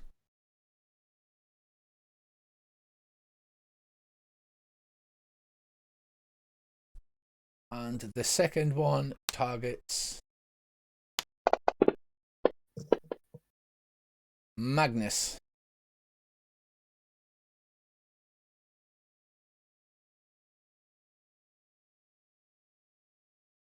Right, a crossbow snicks out at you, Bert.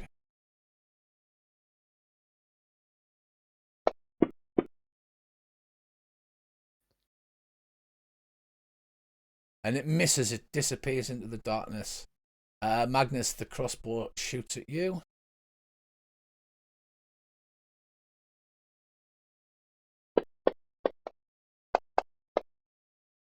Gonna be a hit. Oh, it hits with a raise. Oh, nasty. Can I do anything about that? You can't. You can soak damage with your Benny if it indeed. Oh, it does a full wound. You can attempt to soak if you like. Right, how do I do that then? Right, so on your character sheet, on the combat tracker, do you see a thing that says Ratman Crossbow? Hang on the combat tracker. Do I say a thing that says Ratman crossbow? Sorry, is this on my character sheet or on the combat tracker itself, under your... Underneath me? Yes. Yes, I do. Right, so you can either drag a Benny into the little box that says soak, or you can hold down control and you'll see the button changes to soak. Well, wait a minute. I have not. Wait a minute. I don't have a little box that says soak. Right, you don't. No. Okay. Do you have... This is weird. I have nothing. Right, well, if you want to soak, I can drag a Benny off you and drop it in the appropriate box. Right. And then it's something I'll have to figure out because I'm then... Yeah. Yeah. Plus you got your +2 for unarmored hero. So yeah, the bolt goes through your cloak and it does nick your side drawn blood, but it mostly just catches clothing. Right. And then we go to initiative. Do we want a bio before we start? If you don't mind. Yeah, Yeah. I'll guess. Water. Everybody's like up to the back teeth. Just about. I'm floating.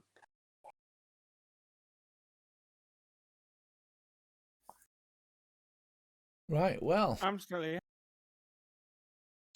So, what I'm going to do is, here's a map I prepared. Actually, I didn't prepare a map. It's going to take you 3 rounds. I didn't make an earthen map. 3 rounds to run across the floor to them because of the range.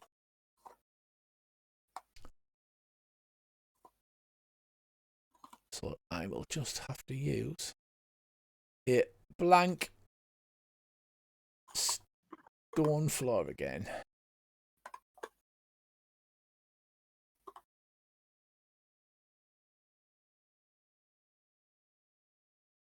Could I swing myself up onto those shelves and hide behind that biscuit tin? That sounds like a difficult athletics roll, but I'm going to say yeah. It sounds like etrical. It sounds exactly like Erigal. Right, so give me a second to... Because just looking to my right, there appears to be a set of shelves, and there looks to be like some sort of square box, well, rectangular box type thing. There is indeed on the shelves. Yeah, what I was thinking of there was to swing up onto the shelf, tip that over, like they all do in all the best action movies with the table. And then I've got daggers that I can throw at the little rat bastards. I am totally up for that. Right, gentlemen. Transferring to a map, I need to make an appropriate noise. Woo, woo, woo, woo, woo, woo, woo. Right, 2 Ratman on the far side of the room. This is weird because I'm having to do a scale. They are in cover though because they are keep dancing in and out of the mushrooms growing on the floor. Right, we have Court the Street Tough and Lucas the Bravo both on jokers. So you can go any time during the round. And at +2. Are we going to bother even trying to get them, just talk to them to try and stop shooting, or we're just going to batter the shit Well, the Tendril, you know that you've heard that the rats of Lankhmar below are at war with Lankhmar above because they want to take it over. That's why they send up all of their rat familiars to gnaw and to make holes in the houses of the enemy. is if we kill them, then we can take those mushrooms and make a little stew. I like the That's a Benny. Rat and stew, rat and mushroom. But we've got the spider's legs, We're trying some exotic foods. Rat tat tui, you could call it. We could. Dear God. Right, so Are you Court going and to Lucas, do you go first. Well, I will run. Try to get as So close click to your one run as I can. button and we'll see how much pace you get. So you move 8.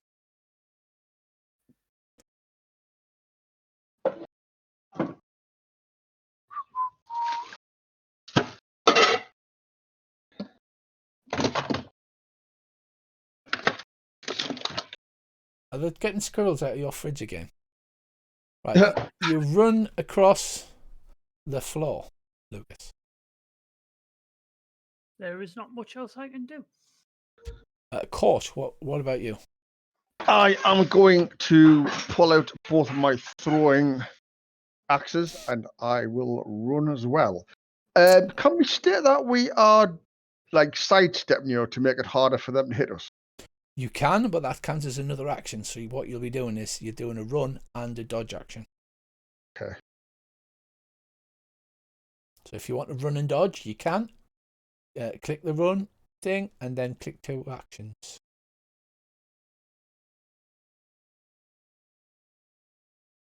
Right, so you can move 8.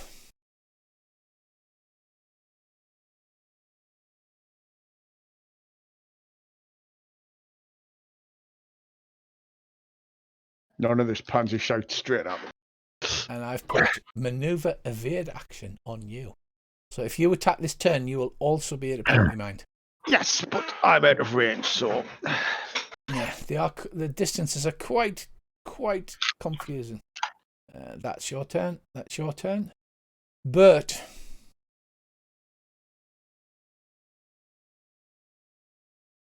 I shall move to where I'm heading and try hitting with a slingshot. Right, okay. Go ahead.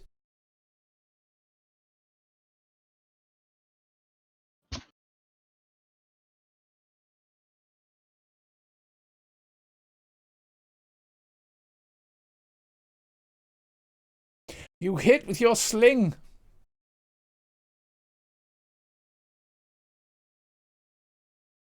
Oh, he's looking at. Nice. Oh, he's acing those boys.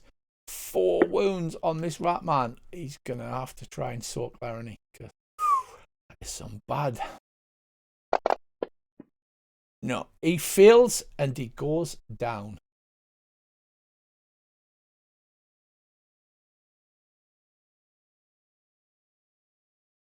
good shot. Yeah, he fails and he goes down hard. Incapacitation. Squeak, he says as he hits the ground. Right, we have a rat man who fires his crossbow. He fires it at Court, who is the closest person. Stop right there! He squeaks at you. As he misses. Magnus, did you want to run and jump onto the shelf?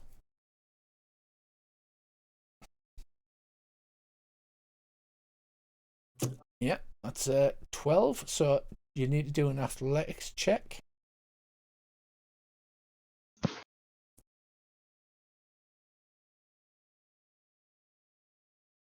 Ooh, just so -2 for your run. So you take a deep breath, you run, you dive through there, everything goes into slow motion. You realise you're not going to make it, and you just miss and grab it with your hands as your legs dangle over the end, and then scramble up onto the shelf. Excellent. Ratman 2 is gone. He's down. Tendril. Sorry, sorry, I had my mic muted there. Sorry, I had changed my mind. I was going to run towards the Ratmen. Oh, sorry. That's a shame because that was like so diehard. At least right, they don't seem particularly tough. Hang on. Can you reshare the map, please? Because I'm just black. You can. You might need to close it. I've done it. Have you done I it? have. Right, and sorry, just to make sure I'm catching up right, because I've got fleet-footed.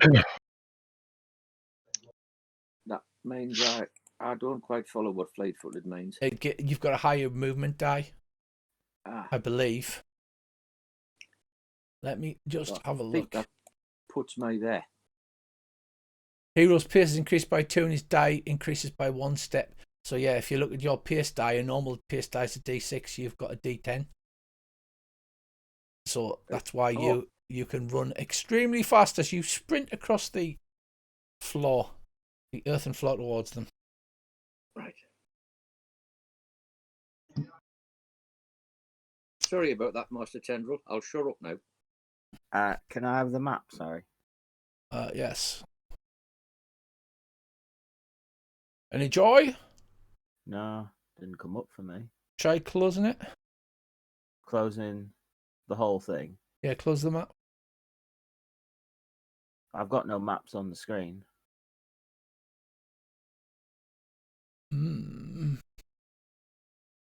Right. Can I unshare said map? Right, has everybody lost the map now? Yep. Right. Let's have a report again. We'll see what we shall see. Right. Yeah. Yeah. Unfortunately, it's Cleed you're targeting, but it's quite. There's only one left, so I guess we know who we're thinking. Right, Master Tendril. You see, one has been felled by a slingstone. He's been wrapped upon the pit and lies unconscious on the floor. I think I can move that much down to there. You can move your pace, yes, unless you run. Right. Well, I'm not going to be able to get to hit them with anything in melee. I'm looking at this. You only have 10 power points. Oh no, I don't know Lankhmar when- doesn't use power points. It uses concentration. What does Which it is say? why if you fail, you get exhaustion. Right. Normally, you would use power points, and it would be less. You know, you cast more spells with that, but you've got quite stringent. So if you fail twice, you basically get double exhaustion. Okay, right, fine. So, would I be able? Well, there's probably no point in doing a lower trait on a rat man, is there? Can I just run over, perhaps, and double my movement? Yeah, you hit the run button, and it'll roll your pace die. Right, so you get an extra 2 turn. movement. Puffing and puffing. And as I move over, I got right. Somebody else will have to do something because I just need a little break, and I'll pull out like a small ham quiche and snack on. I'm quite fancy a ham quiche myself, but snack on that while it goes to somebody else.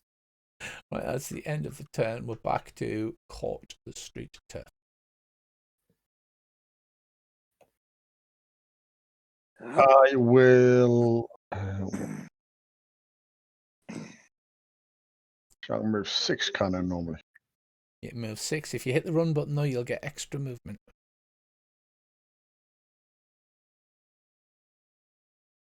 I will move to.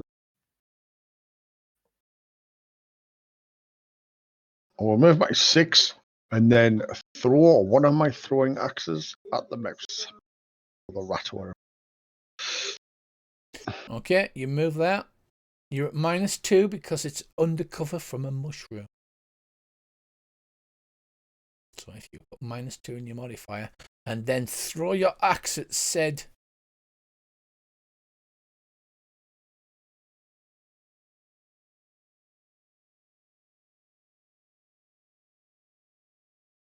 Oh, it's a miss. Because you were dodging. Oh, had you stopped dodging? Because you were doing evade, you see, so that gives you a minus as well. Right. Well, I would have said yeah for the range, but I didn't say it, so I guess I'll have to take it. So you're stopping dodging now, yeah?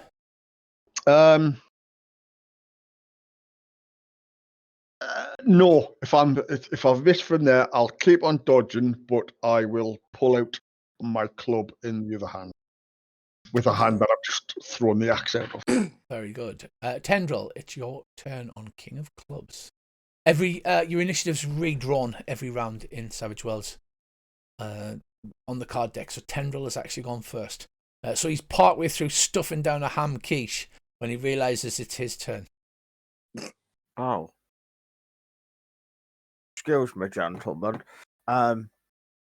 So. Brushing the crumbs out of his beard, he leaps forward. Yeah. Okay, so that's. Oh, I'm still far away. I know, it's just almost as if you're just 1/10 of your normal size. Have you seen Hook? Have you seen The Borrowers? Or Land of the Giants? Right, that's only moved 1 square, Darren. Have you? Can I do the thing that they do in Hook, where as a big fat person you just roll across the floor? No. Oh. I'd love to say you could, but Okay, I'll but just no. move your moves then, like a normal person. You're gonna try it. You can throw yourself on the ground, but you kind of just lie there. So you run forward. He bounds across the floor like Mr. Craze. Can I throw a dagger? You can. does say melee, but There should be a throw-in bit as well. Is there not? not on mine. Right. Okay, I don't know why. It just says melee under combat. Okay, give me a second. And it should automatically, when you drag a dagger on. So if I go to items, dagger, ranged, and then drag the dagger over.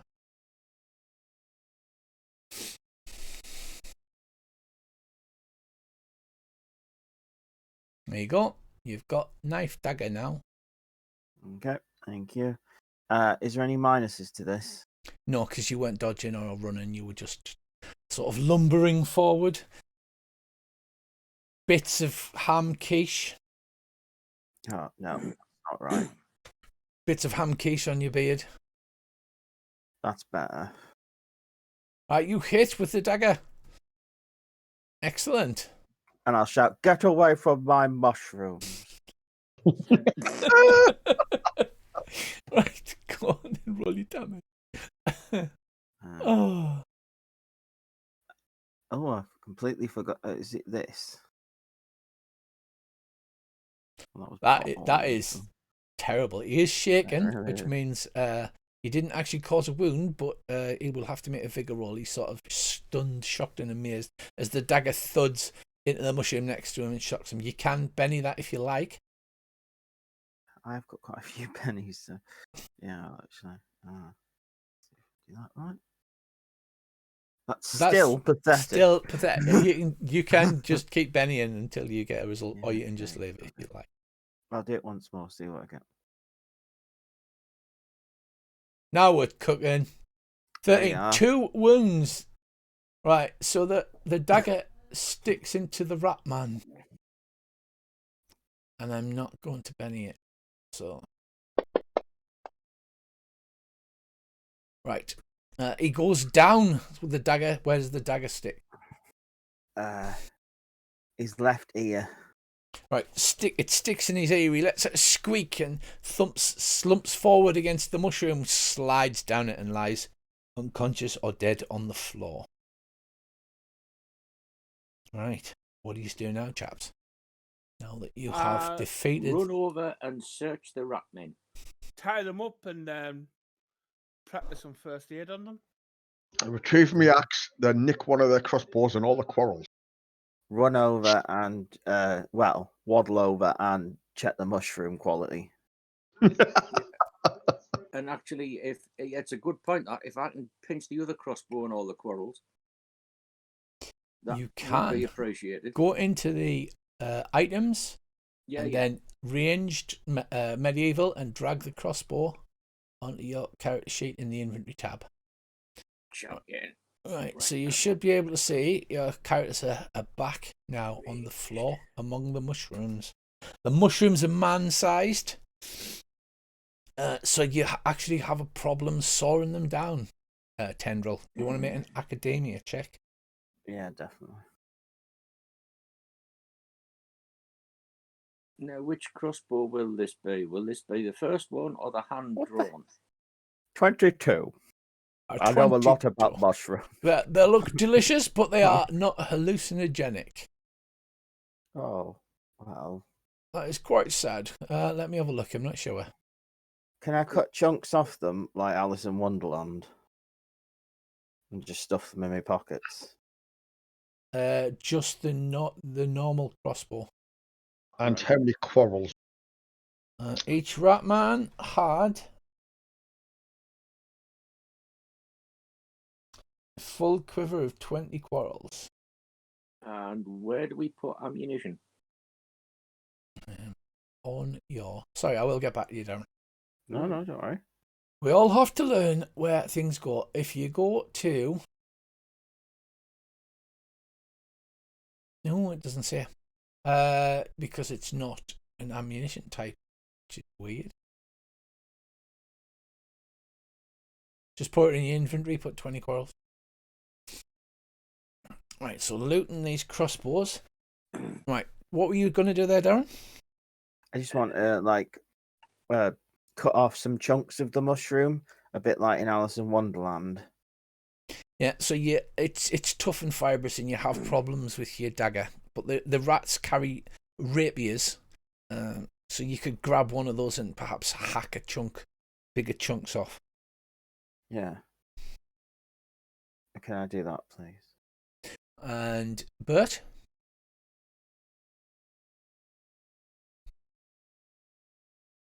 are you doing anything? Yeah, well, tie these rat men up, so wake them up and question them later. Okay.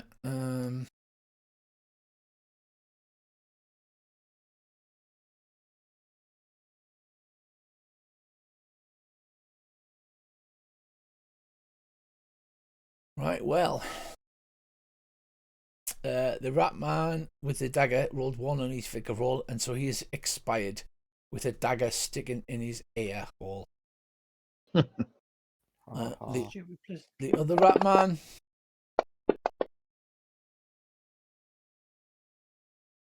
is battered, and so he's not dead, but his vigor is reduced by a die type, so he's extremely badly injured.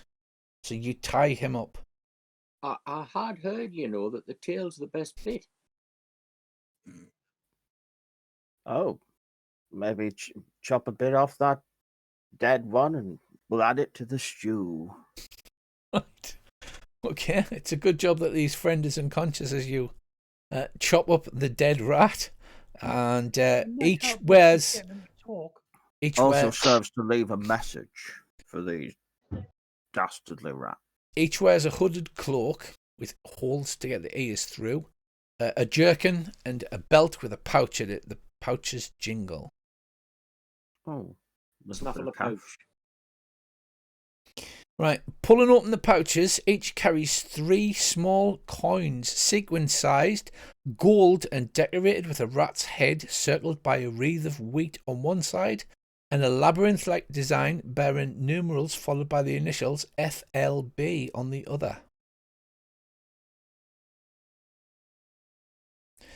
One of the rats, the living rat, bears a tiny piece of parchment clearly gnawed from a large book. Written on it in letters that appear to be squiggly mimicry of the intricate hieroglyphics of Lankhmar are orders. They read, "You are ordered to explore the home of our former ally, the human known as Lord Sutter. Therein, seek out any intelligence and or arcane lore useful to our machinations against the foul city of Lankhmar above. Recovery of the elixirs said to allow man to walk among rats and rats to walk among men is a priority. Prevent entry into the tunnels of Lankhmar below at all costs. Signed, Councillor Sis of the Supreme 13. It's quite interesting. FLB? Is it like FTM? It's not something that you are familiar with. Fucking I'm going to Lankhmar assume below. it's the same as FTM. That's what I was thinking, Andy. Fuck like my bastard. I was thinking Biggs. Right, so you have these tiny coins. And I may have made a parcel for them. Hope so. So after retrieving mushrooms, tying up the surviving rat, and retrieving the tail from the dead one, what do you wish to do? There are the large shelves. There's some sacks in the southern wall. You can see up against more shelves. Everything in here appears decayed. There's some tins on the northern shelf, or perhaps boxes. What's that green thing on the southern shelf? That looks like a sack of mouldy grain. Ah, right. Like really mouldy. Can we see any rat-sized entrances or exits in this room? Give me a notice roll. I'll help them.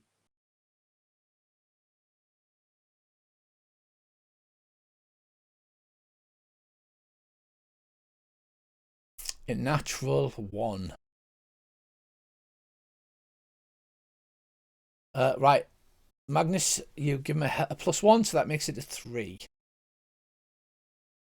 You're not sure.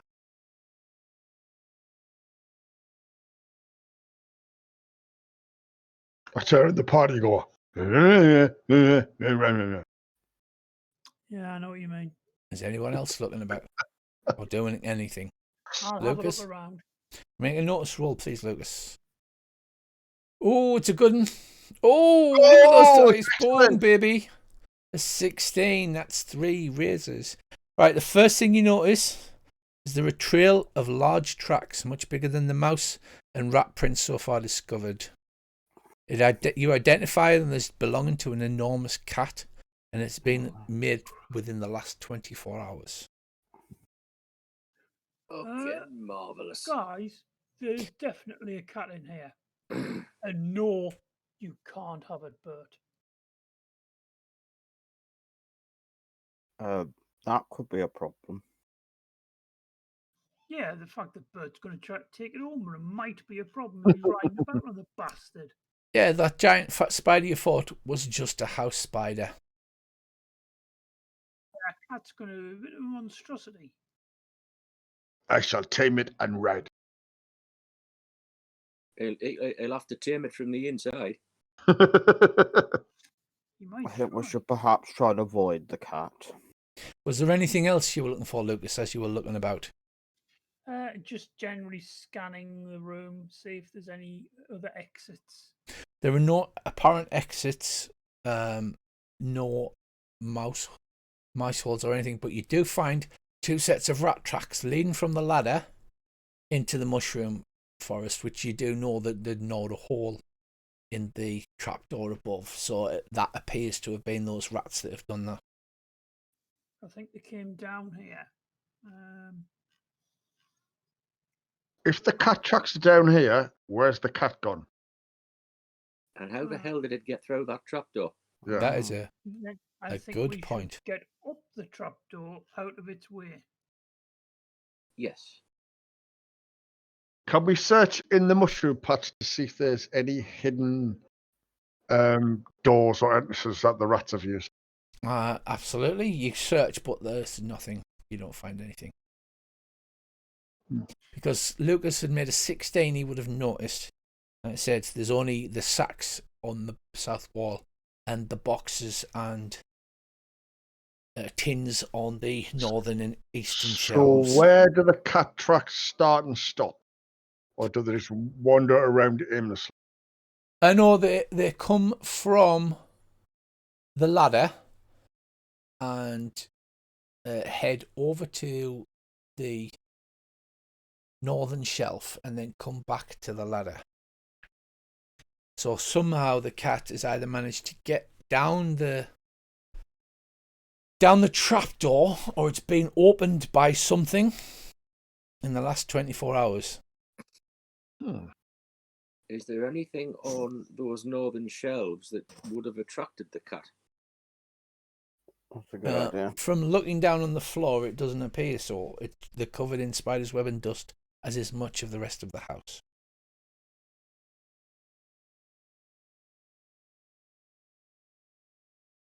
Is it worth somebody climbing up and looking in that box on the top of them shelves? It probably is if you're happy climbing. All right, gone on then. Right, give me an athletics roll, please, sir.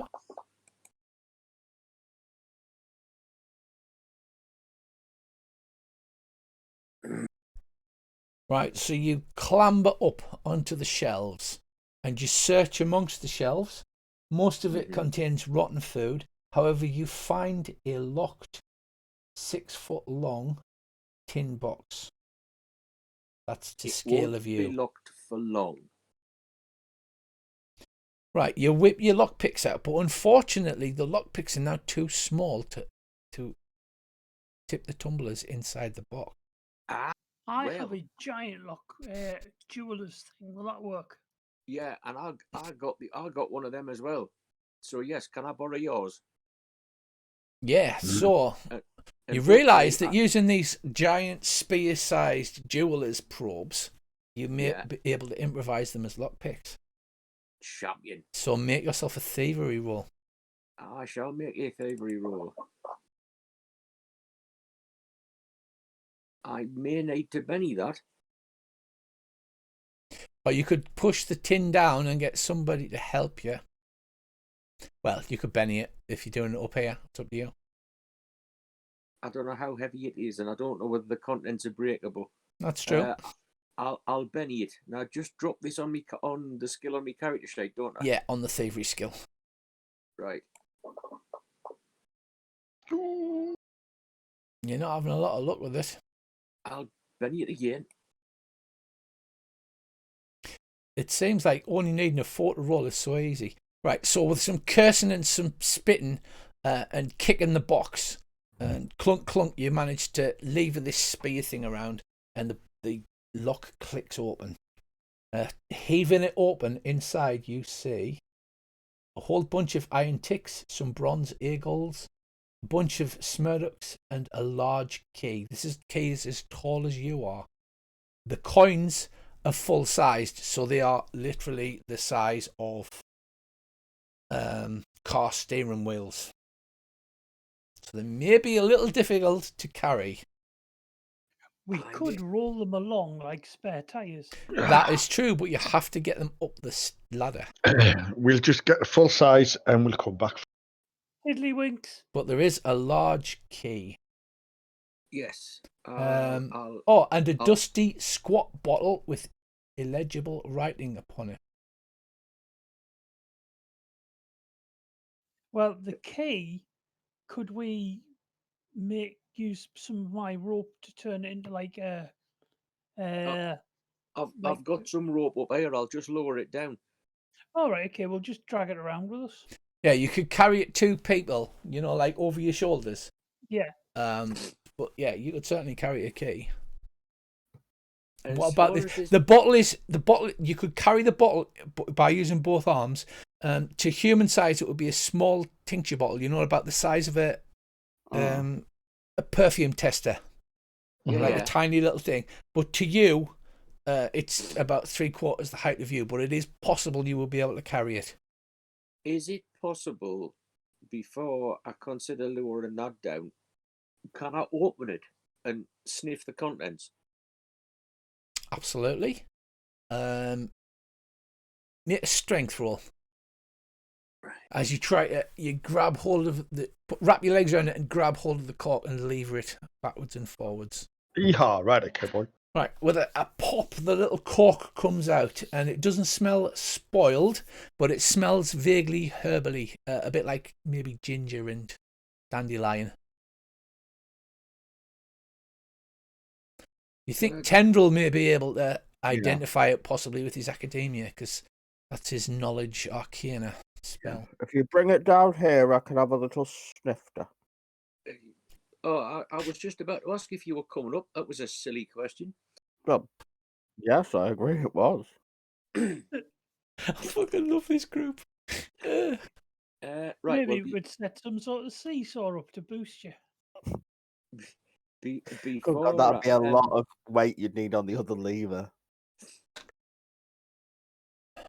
Right, yes. Before I lower it down, I shall stick my finger in it and just taste a bit. Right, it doesn't do anything untoward to you. You do feel a tingle all over, but you sticking your finger in doesn't seem to have imbibed enough to actually do anything. But you feel a weird warm tingle all over your body, from your toes to the top of your head. Taste of hope. Look at Cork with these 5 bennies. So many bennies. I shall stick the cork in and lower it down on the end of the rope, and then I'll climb back down. Right, so you have a large key and then a large glass bottle.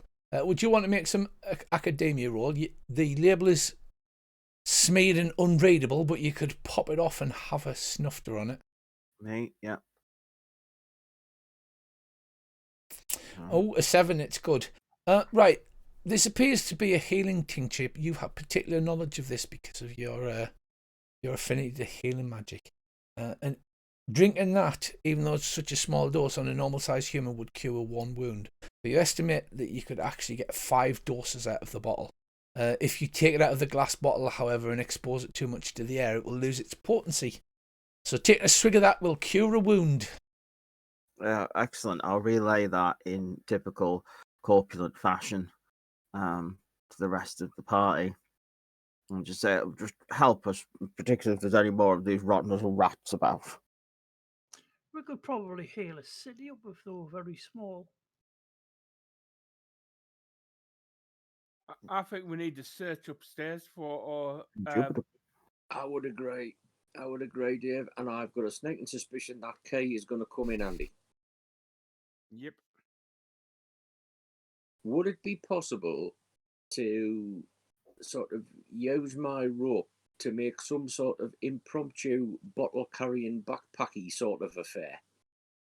I don't see why not. But that would take your rope out of use for anything else. Yeah, because pirates could. You can make a bottle, like a I'll give you round my cauldron rope. sling. I'll have one. But yeah, absolutely.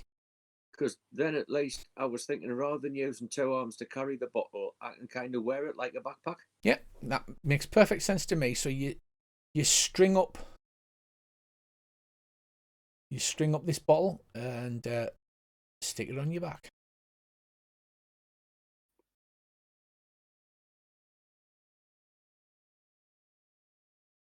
I suppose we'd better climb back up this ladder then, hadn't we? Aye, you're going to need to make a group athletics check because you're going to have to help each other rung over rung as you clamber back up. We've got a rope tied lower down. Yeah, Dave. It's 70-foot drop. How much rope did you have? Not that much. So It's a 70-foot drop, remember, and you only had how much rope? Like 10 feet of rope, which is now 10 inches of rope. Is this where we need 5 successes, 5 yes. successes? So we've got 2 so far. Sorry, 3. Oh, it looks like we're getting a raise. Boom, baby. 4. Yeah, I think that's enough successes, isn't it? Yes, easily.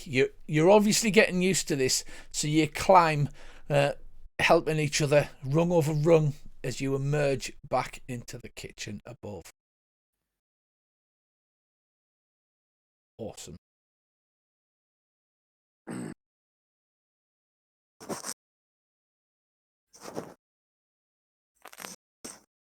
Oh. You emerge back from the trapdoor. Don't you open that trapdoor. You're a fool if you dare. You're a fool if you dare. Right, well. There we go, chaps. We're back on the first floor.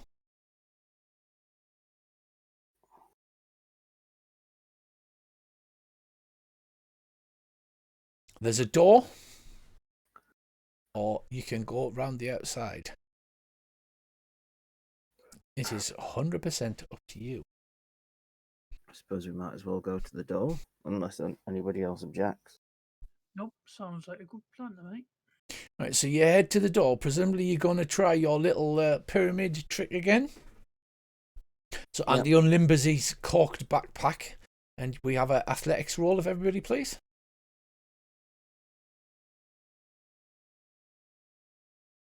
What's going on? Oh, easily. Look at this. Oh, so you got 1, 2, 3, 4, 5 successes. Right. This time, obviously, you're prepared and you're like, come on, lads, pyramid. And you all clamber on each other's shoulders and open the door with a slight click, which swings open before you,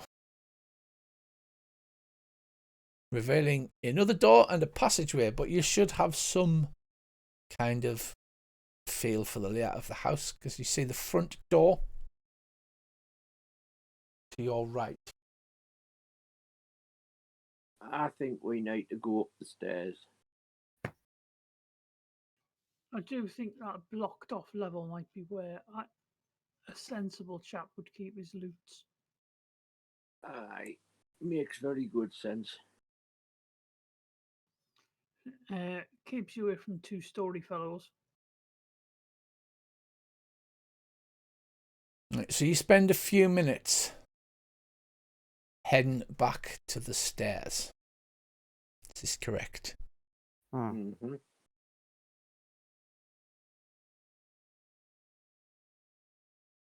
Right, Bert Yeah. runs into the wall.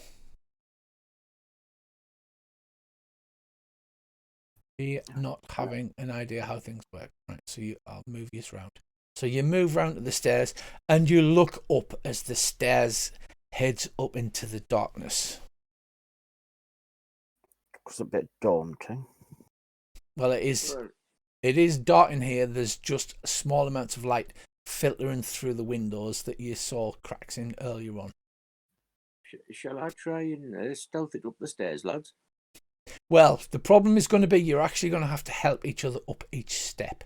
And although you will eventually succeed, you're all going to have a level of fatigue when you get to the top. Oh, but don't worry about that. So you're literally making crushing your hands together and giving everybody a bunky up. And it takes almost 20 minutes subjective time for you to get to the top of the stairs out of breath at the very top. So what does the fatigue level do again? It's -2 on all your trait rolls. Okay. So if everybody goes on your character sheet and clicks one of your fatigue boxes.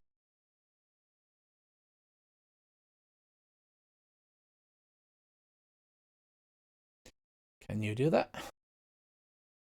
Just looking for it. Excelente. And how does one get rid of fatigue?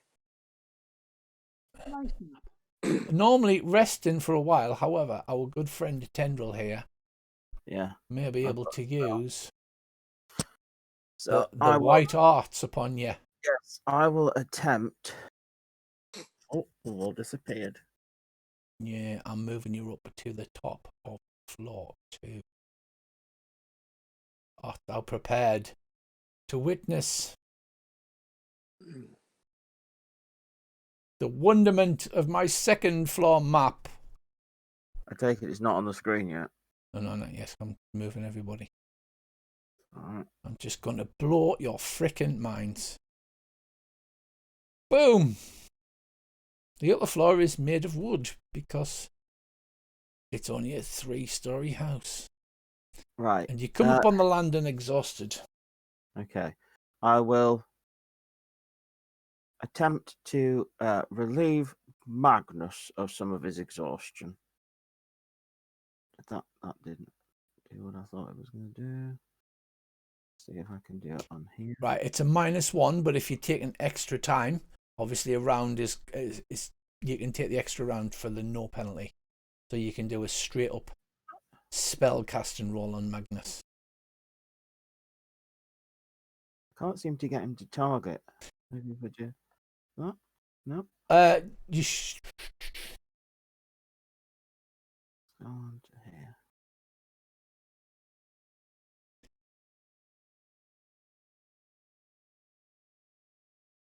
just control click. Yeah, control. Bear in mind that you're exhausted as well, so you'll get a -2 while you have a level of exhaustion. Oh, so do it to myself first. Yeah, okay. And you can, by increasing the difficulty for each one, increase it by extra targets, I believe. If you look at the actual power. Yeah. You can for one additional PowerPoint, but I didn't know how that. Yeah, worked. that's see where it's got brackets +1. Yeah. All right. Okay. Yeah. Okay. So could I potentially wait a moment, like give myself extra time, and then try and cast that on everyone? You can, yes. 6, 7. It's -7. However, you can take extra time for. You've got all the time in the world, so +4. So you're at a -3. Because you're casting it as a ritual, because you're taking your time. Others may be able to aid you in your efforts. Can everybody mop my brow? Certainly. Which skill does one use for moppage? I would say just whichever skill you like. Persuasion's like general encouragement. Like I said, it's called persuasion and intimidation, but what it should be called is nice social interaction and not nasty social interaction. So you can use persuasion for a multitude of sins. So there's a +1. A +1. No. Magnus failed. So So it's got -2. -1 fatigue. So you're at -1. And Yep, you. okay. Oh, hang on. Oh. Right. So you're at no penalty. So it's a straight up roll. So you Okay. just need a 4 tendril on your spell casting. Do I need to target at people? No. Just target them. That did not work. That did not work. Do you want I am going to Benny it. Benny it? Probably quite important. There we go. Right. So tendril casts a spell. So how do you almost fail and then succeed, tendril? Well, I'll kind of like, and make some like very corpulent fat noises, and then reach into my pocket, to get some magical ingredients and stuff a handful of dry roasted cashew nuts into my mouth, and then be able to cast the spell. Right. Everybody feels a vigor in your step as this. What does your spell look like? Is it just magical energy? White waves of calming energy with a flavor of nuts. Cashews. You can have a penny back for that. Yeah, as you do this, everybody feels a lot better and less fatigued. Well, that was helpful, wasn't it?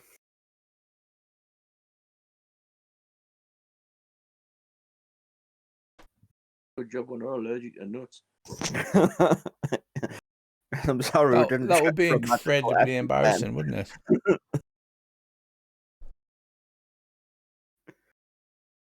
Right. Well, the map's this mislabeled. You're just on a landing because according to this. Oh no. According to this, there's nothing here. So you see a door and you see the landing heading further down.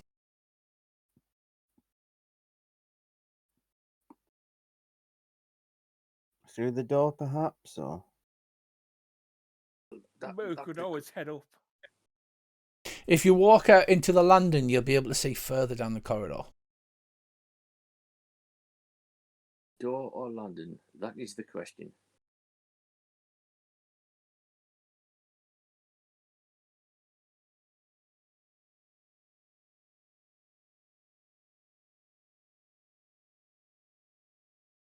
That is the question indeed.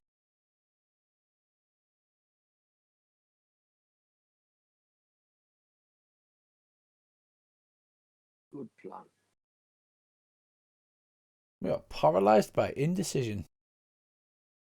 Come on, guys, what are you doing? I'm going with Bert. Yeah, me too.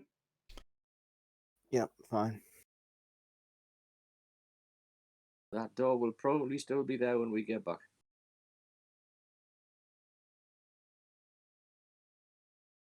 Right, so you move down, and Bert, you can see there's another closed door, but there's also some stairs leading up to the supposed. It's very, very dark up there, however, because there's no windows on the 3rd floor. What little light you see is coming out from underneath the 2 doors. One in the north end of the corridor and one in the south end of the corridor. You realise that if you'd come in the middle of the night, the whole place would have been pitch black.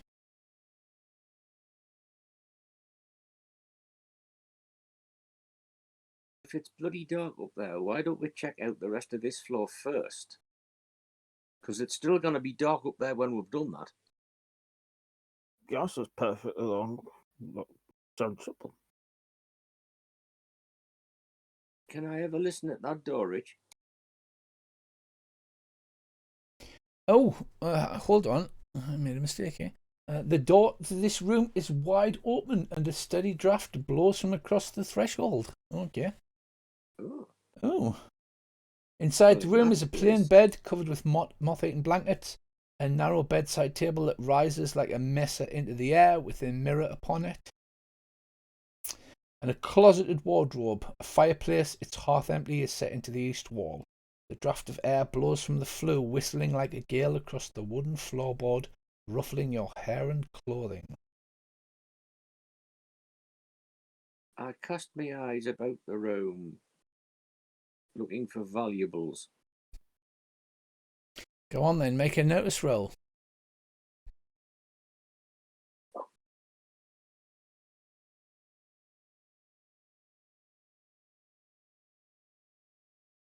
Right, nothing seems valuable. The mirror has a wooden frame, and the glass, the silver backing that makes it so valuable, is long since scratched and worn away, leaving only small parts to look in. There's the wardrobe and a door to the north. Well, I guess it's got to be the door to the north, hasn't it?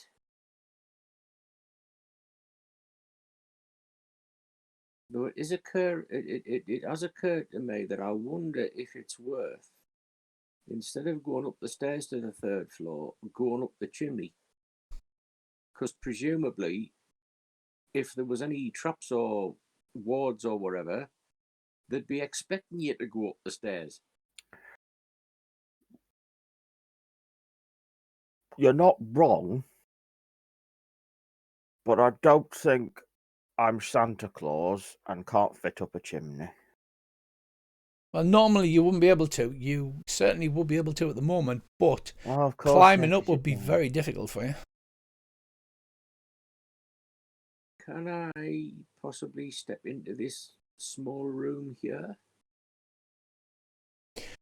Yes, the room is dark and dingy. Pegs for clothing are driven into the plaster walls, and a three-legged stool stands over the top of a chamber pot The underneath. crapper. It appears you have found the privies, sir. There are some common articles of old clothing hanging from the pegs on the eastern wall. Well, I'd better have a quick squint while I'm in here.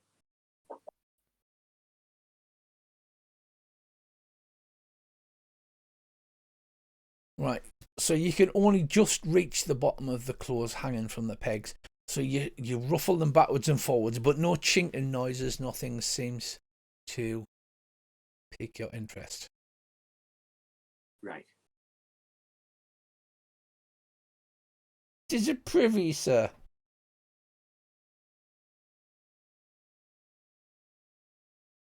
Lovely. It's the bog, lads. Yeah, The bog. so that's a wardrobe that Tendrill's standing next to. And obviously the bed and the mirror. And in the fireplace there's some old logs. Well, might as well have a shufty in the wardrobe. Right, the wardrobe does not have a lock or catch on it, but it's engineered in such a way that it's held shut. So you need to pull it open with a raw strength check. And a crowbar. Yes. It will be a -2 strength check, although other people can help if they wish. I'll see if I can do this. -2 strength check.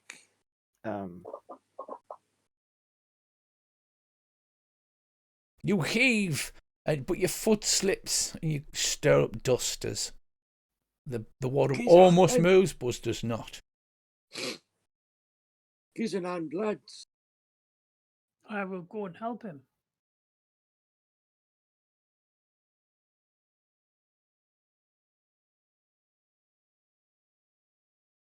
Right, Bert, you pull a muscle. Oh, you bugger, he says as he pulls a muscle. Right, but between the five of you, you manage to peel the wardrobe open. The door swings open and there's a loud crack as it sits open on its hinges. And there's a great plume of dust that sends everybody coughing. Inside is a bunch of old clothing hanging on coat hangers, but stuffed down in the back corner is a 20-foot tall brass idol of a rat-headed naked man with tiny rubies in its to serve as its eyes. Can you make Any me? chance I can get the rubies out with the probes, me dagger, or me crowbar? Absolutely. Oh, if I was Jolly there, I God. could have done that whole cast. Would that be thievery by any chance? It would be thievery.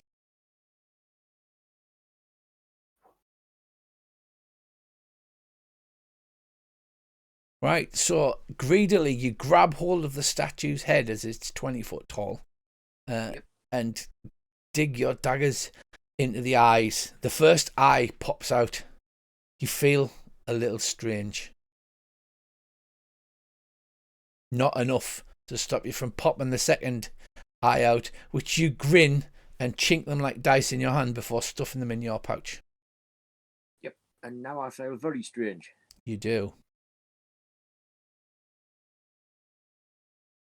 Obey.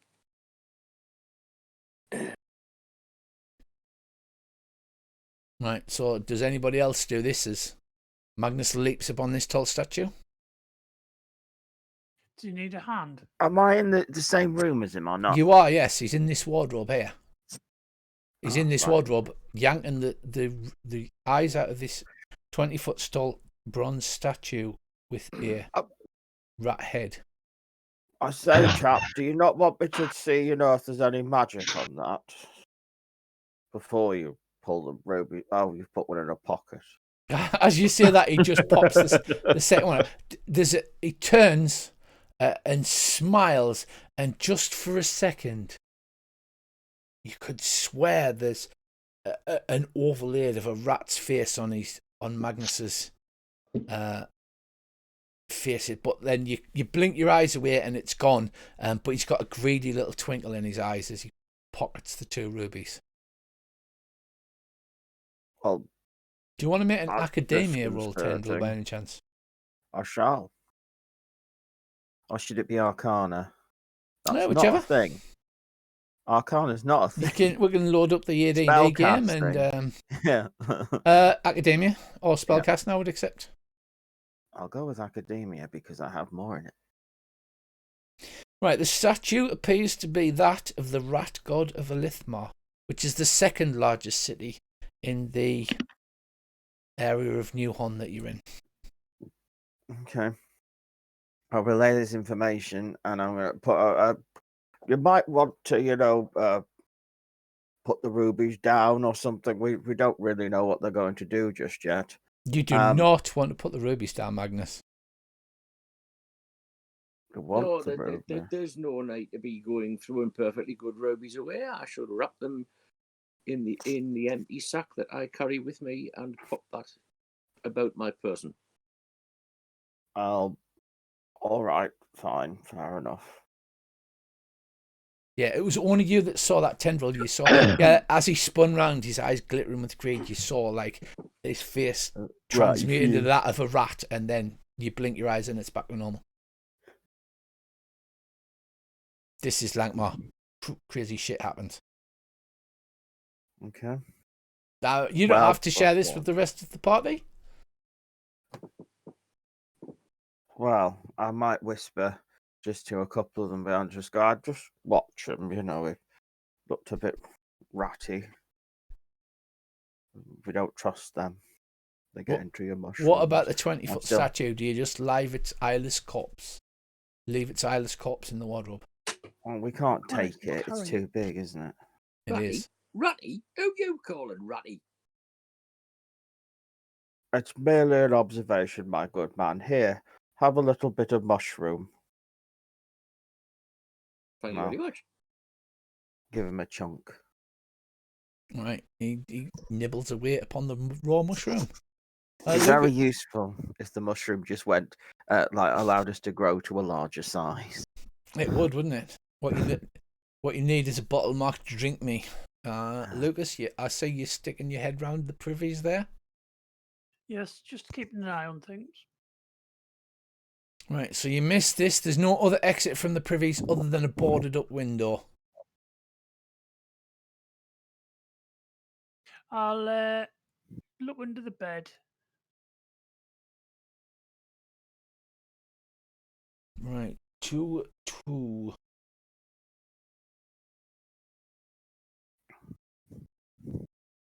Under the bed, there is nothing except a nighttime chamber pot. Long empty. I'm going quick wise back soon. Or in the chamber pot. Well, it's 10 o'clock tonight, gentlemen. Yep. I don't mind continuing for a bit longer, but people may need to leave. That's up to you lot. I'm fine for a bit if everybody else is. Yeah, I'm Yeah, okay. happy for a bit. I'm easy. It's all that cat fur. It is. Right, Core, as you're standing over by the window, your foot squishes into something icky. Make a notice roll. Let's hope it's not a cat turd. You just go, ooh. Did you say you're okay as well, Darren? Yeah. You just go, ooh, and you lift your foot up and it's sticky and it's got big thick hairs in it. Hairball. I go.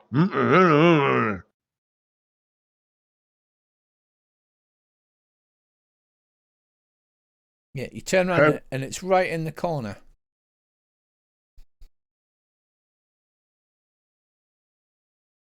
How big is it? To you, about a foot across. It's sticky and wet and odorous. And it looks fresh. Does it look like a hairball from a cat? It does, yes. Oh dear. I'll point this out to the lads.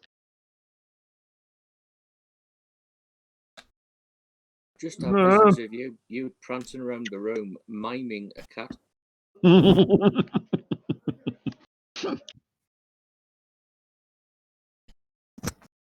Right, it appears you've exhausted searching this room, gentlemen. You have the stairs leading up, or is there's a door in the opposite side?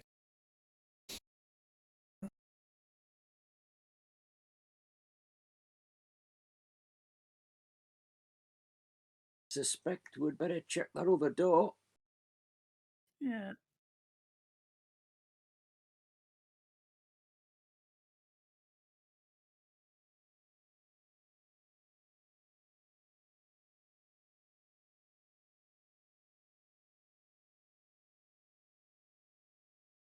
Right, so you take several minutes to hike along the long, dark corridor. You suspect once you go up the stairs, you're going to have to light torches or something. I hope somebody brought a lantern or a torch or I've got a Yeah, lantern, I've got torch. and oil. a light spell, something, anything. I brought nuts.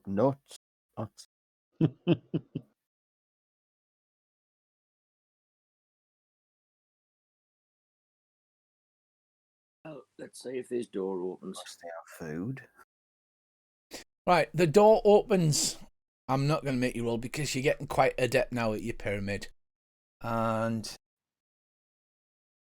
within is a large poster bed set against the south wall. Its draped stone shut.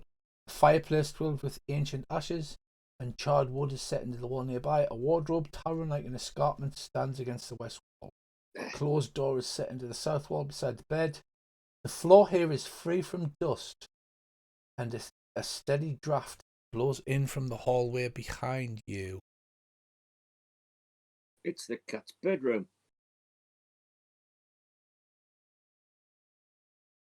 Yeah, that's a bit worrying.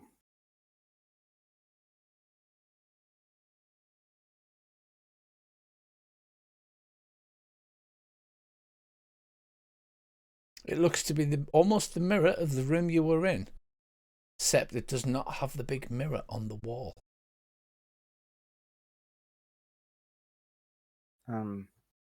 Can we roll notice to see if there's anything else in this room that stands out? Absolutely. Go on, give us a notice roll. I get the feeling now you're just getting more and more and more paranoid as you're going along. Is that right, Darren? Yeah. Well, the fact that there's no dust was a little bit more frightening. And we know we're going to come across this cat at some point. Oh, look at Tendril with these 15 notice rolls. Right.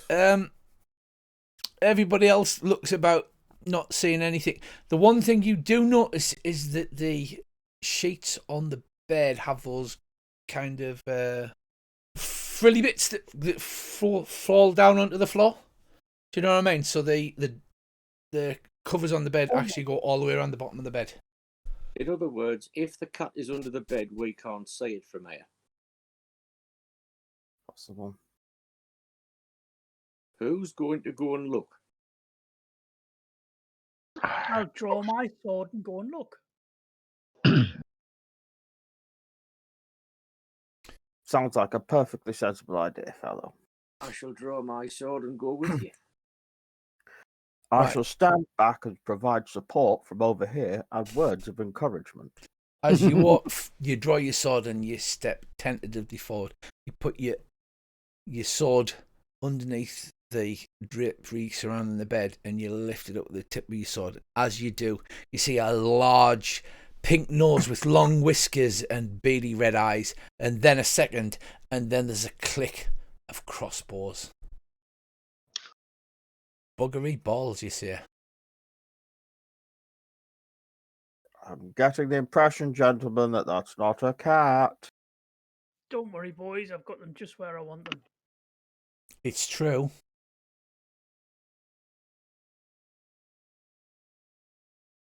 I'm going to have to transfer you to a bigger map. I didn't think this through, did I really? I was like, wood blank floor.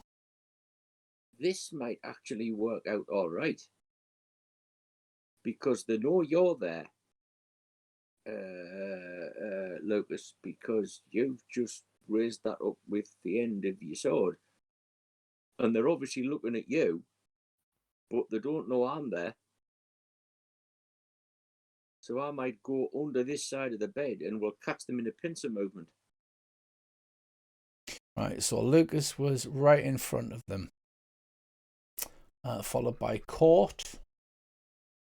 Let's see roughly where you are on the map. Obviously, I can't get it exact. Magnus to the side. Yeah. Bert at the back. So we make, the three of us make like an upside down L shape. And then finally, Tendril.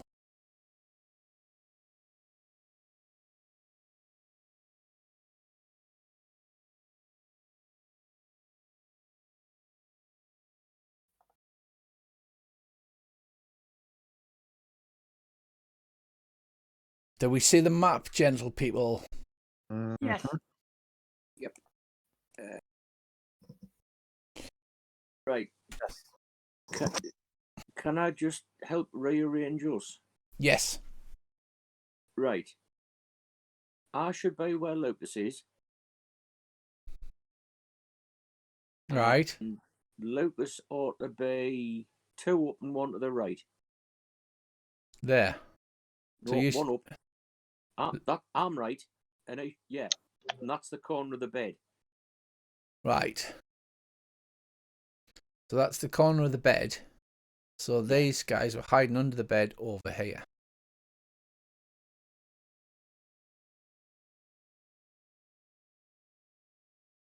So there. So there's a great squeaking as almost horse-sized rats. Normal rats that you would see in an alley, but grown to gigantic size. Oh, I can turn them around as well. They look the wrong way. No, they don't. Right, there's 2 snicks of crossbow bolts at you, Lucas. Apparently, they were expecting you, and then we draw some initiative. Rat man, I'm a rat man.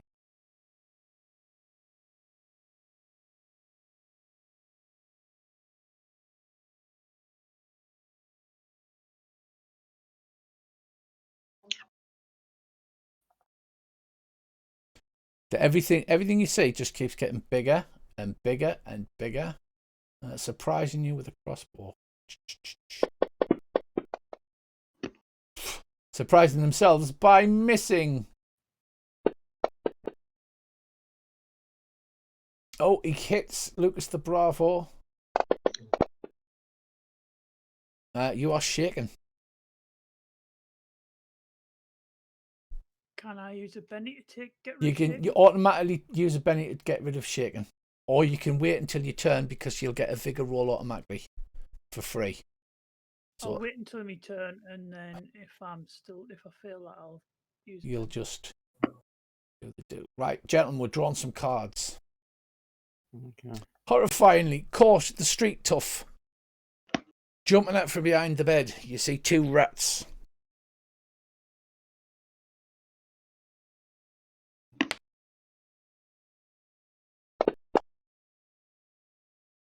Right, what do you do, Court? On I King of will. Diamonds. I will. Can I, if we're like outside the bed where the you know, where the Yeah, the bed is sort the of. leg is. Hang on, let me draw a square.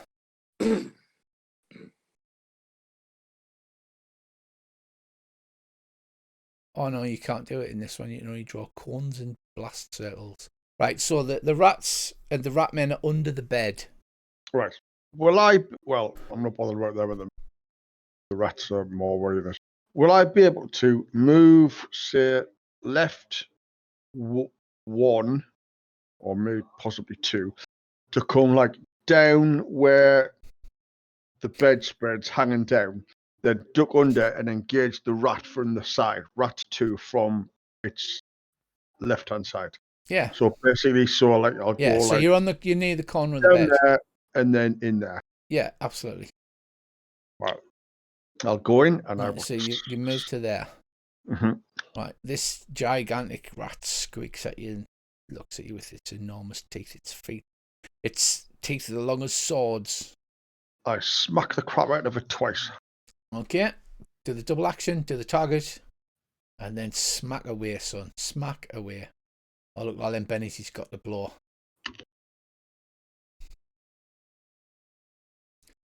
Yeah, remember, you can also test. You can also do wild attacks, which gives you bonuses to hitting things. Right, so you hit with the first one. Roll your damage.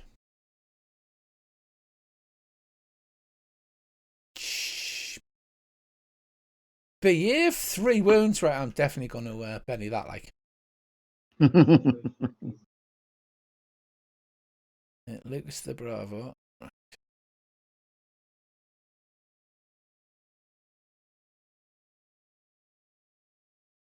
He's shaking.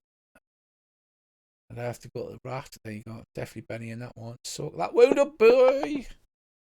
Feels. Gonna try again.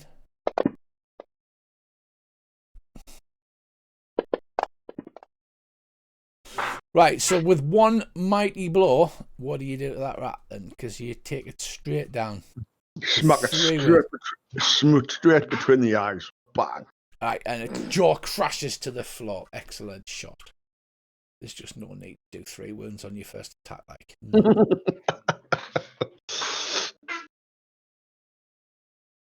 Bert the cat.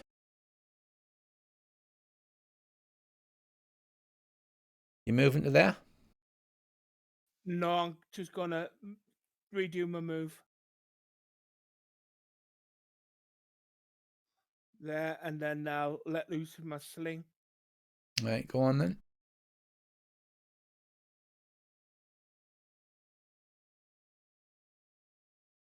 It's a hit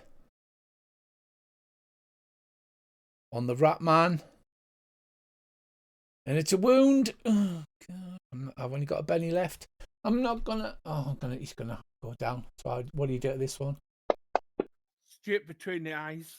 Right, with a crack and a squeak, he falls to the ground. Excellent shot. Right. Tendril, my friend. Right, which rat's dead or down? It's The got one on the left. incapacitated on the corner. The It should little have red. incapacitated, yes. Yeah, okay. Right, so I'm going to move one. You know this flooring? That's what my old school used to have. What? It had giant horse-sized rats. Yeah. What was Well, brown? did you go to Ox Close as well? Right, I'm going to move there. And I shall attempt to target that rat man and then smack him with my quarterstaff. Right, go ahead, sir. Target him and smack away. Targeted him. And then...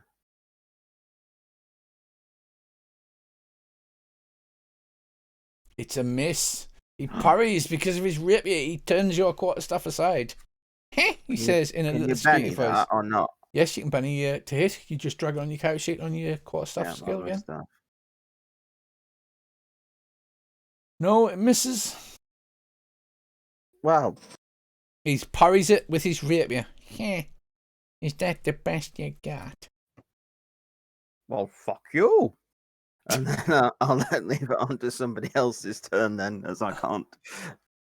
Very good, sir. It's Ratman. It's Ratman 2 is incapacitated, isn't it? I'm not sure anymore. Yes, Ratman 2 is in Yeah, Carson. Ratman 2 And is Rat inca. 2. Ratman 1 pulls out his rapier and he attempts to stab Tendril back. As you've just told him to fuck off. I have. Oh, very rude. Right, actually, he does two actions. He stabs the rapier and attempts to bite. So he bites, misses, and he stabs with the rapier. Also misses. See, it's not fun, is it? No. Right, Rat Huge. And quite frankly, how do you miss me? Rat Huge runs around the side. 2, 3. So, closest, unfortunately, is Bert. Bert, it runs out, it goes, and attempts to bite you on the face.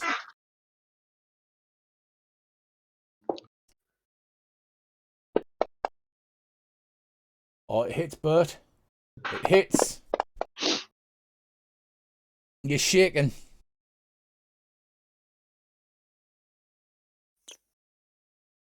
Right, okay, that's the I rat's can turn. remove that, potentially. Right, next up we have Magnus the Swift-ish. Right. The rat lies before you with its skull bashed in with one mighty blow. Right. Right, you bastard.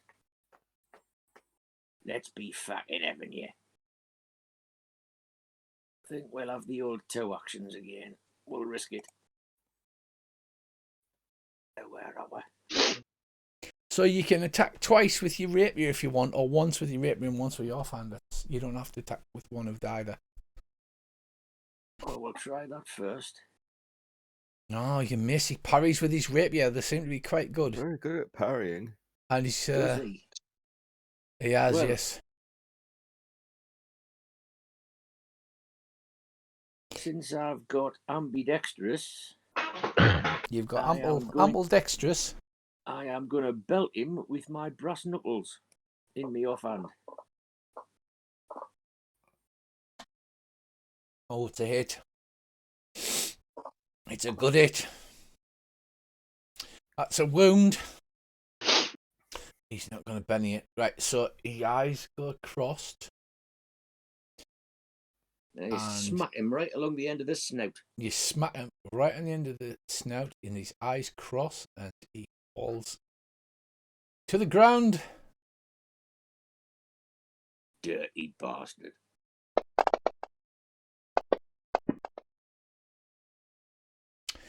He falls to the ground, completely oblivious to the world, leaving just a giant rat. Ratman 2 incapacitated. Somebody Next stick a saddle combat. on that rat. rat, huge tooth incapacitated. Lucas the Bravo, you are unshaken, sir.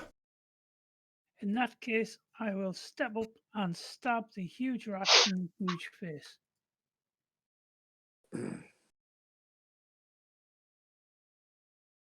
Right, you step forward.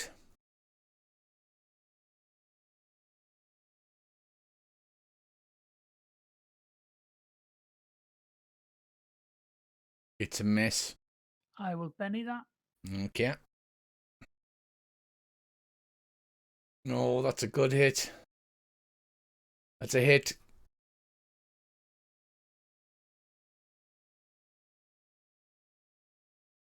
Roll damage.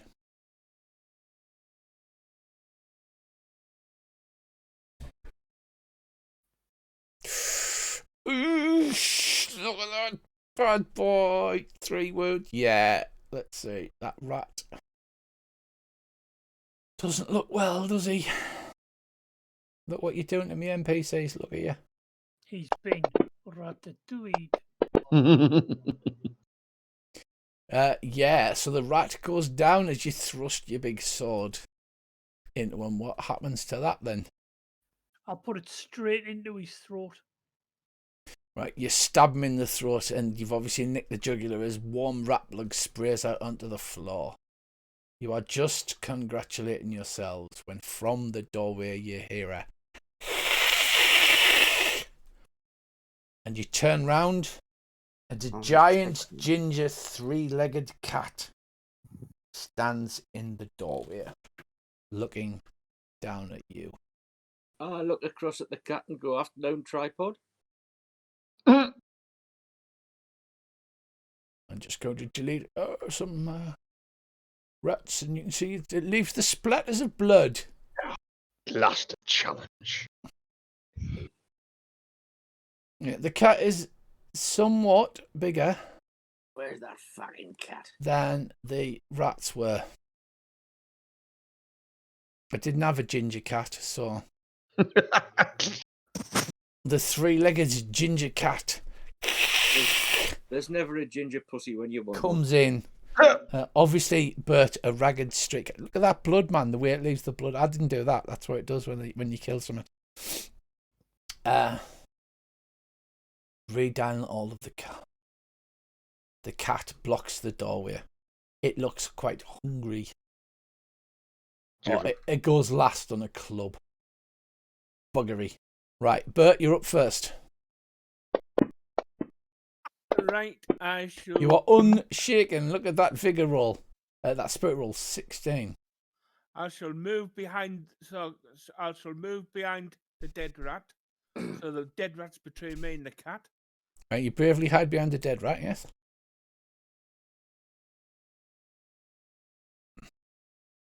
And then I sneak and hide. Because I like cats. Okay, make a stealth roll.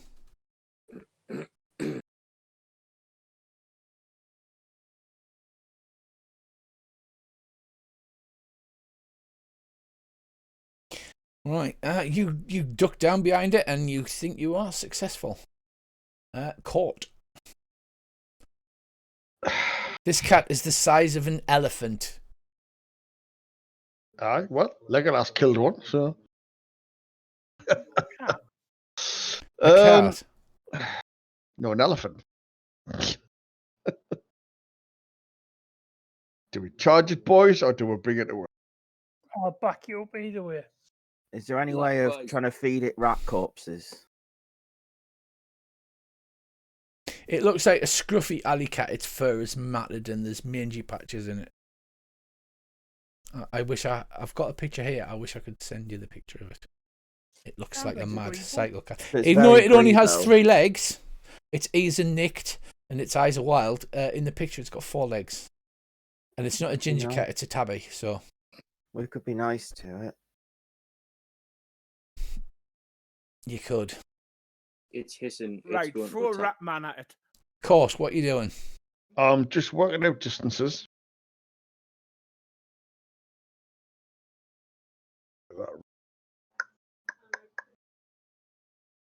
Right, lads, pull it back under the bed for now. see if we can get it to follow us.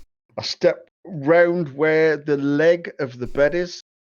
And hide behind the leg of the I bed. hide behind there, but I'm looking down so I can see where the cat is. Right, okay. 10 roll. Well, I'm.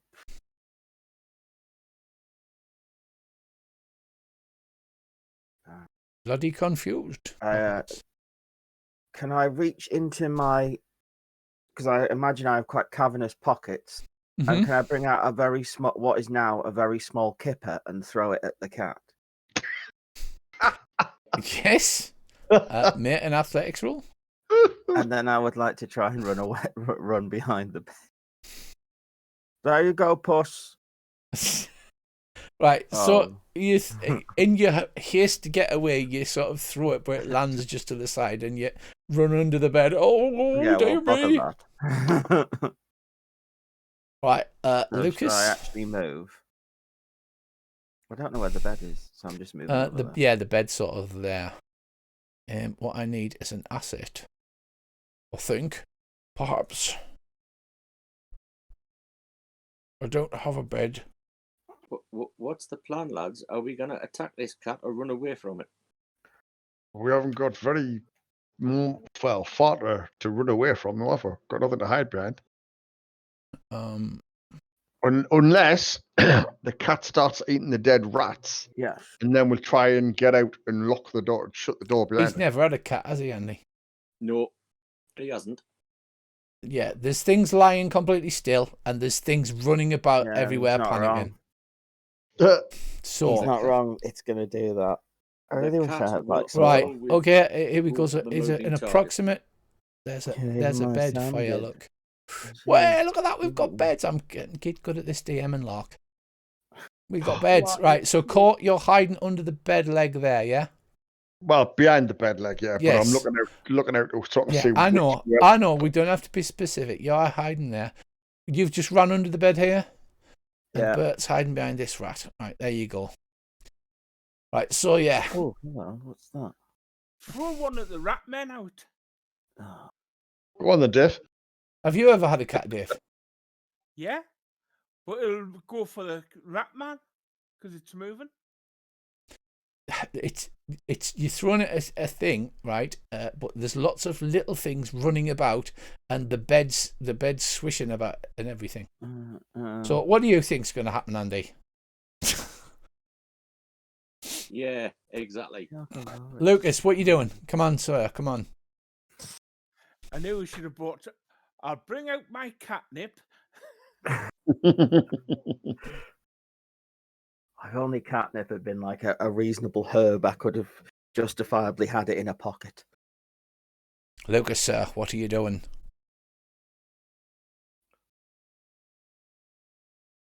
What is he doing? He's gone quiet. Is there? Like the first time ever, Earl's quiet. Not quite. I'm thinking carefully.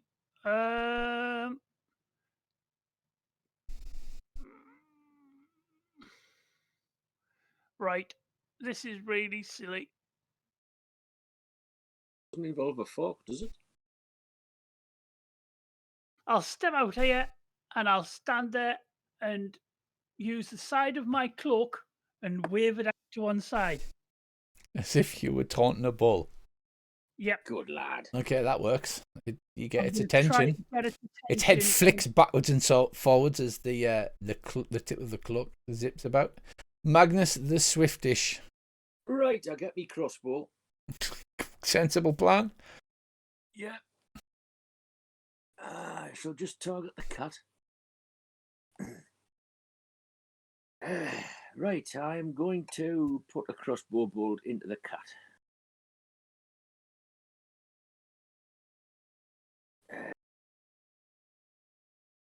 This is probably not going to work very well. You hit because of the size of the thing. Awesome.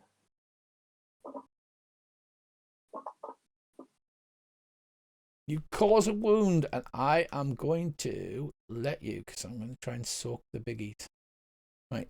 So I go, "Ow!" as you stab it in the leg with a crossbow bolt. And with a bit of luck, it thinks it was Lucas.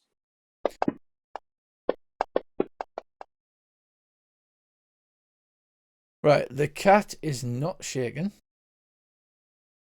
Not even as it stirred. recovers it with its enormous dice rolls, and it bounds forward with its pace of pace.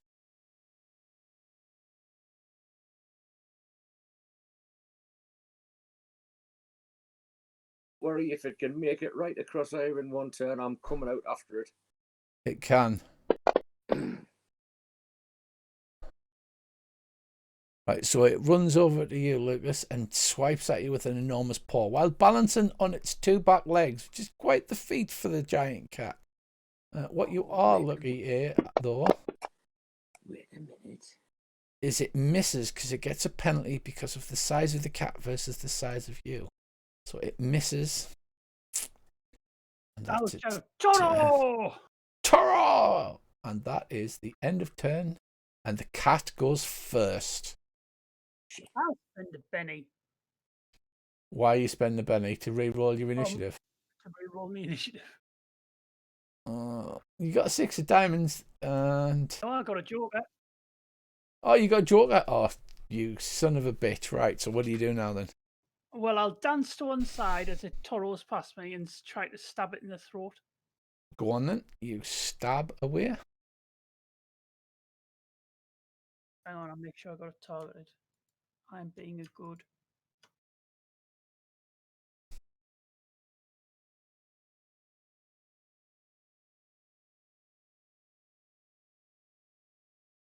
You hit. Done, son.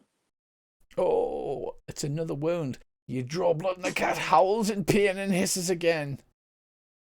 I'm gonna Benny that actually.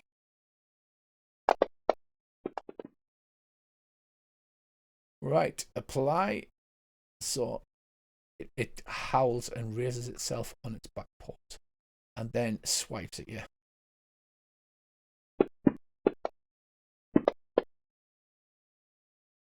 Yeah, okay, you're not shaking, Mr. Cat. Thank you very much.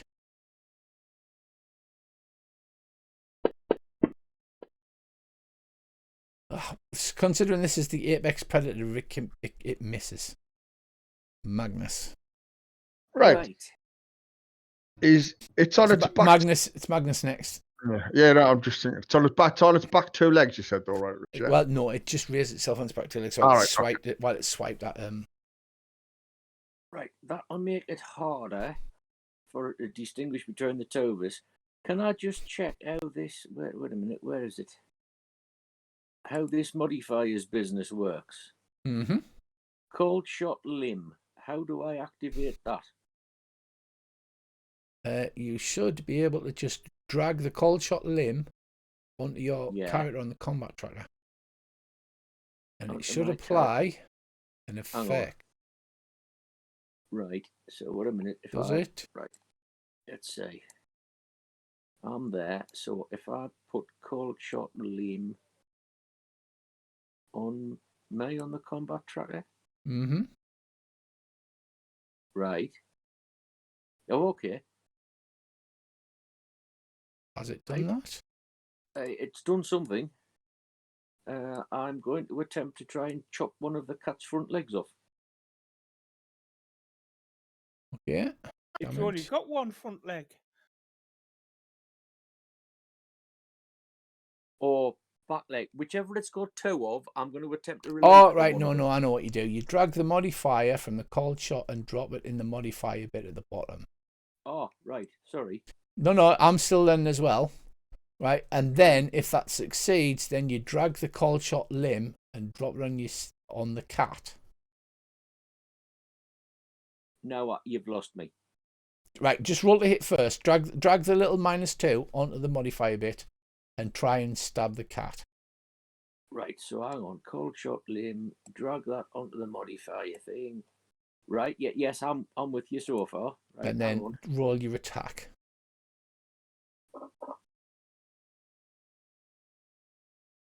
Right. I'll Benny that. Yeah, I was going to say that was the worst roll ever. Yes. That's better. Hit with a raise. Right. Now what do I do? Now I should be able to, I think I drag the cold shot onto the cat. Right. Think. And now do I roll damage? Hang on, cold shot limb.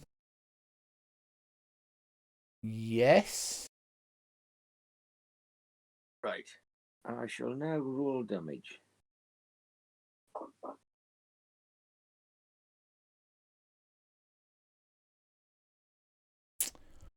All right, that is, it's shaken, but it's not wounded because it is large and tough.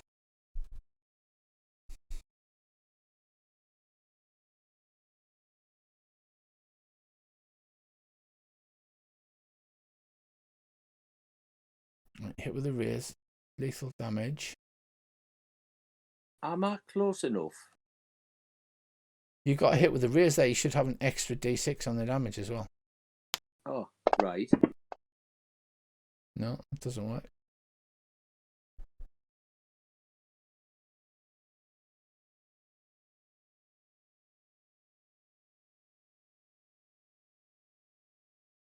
I just roll 3d6. No, try rolling the damage again and see what happens. Rolling the damage again. Right, hang on. Try rolling the damage again and see what happens.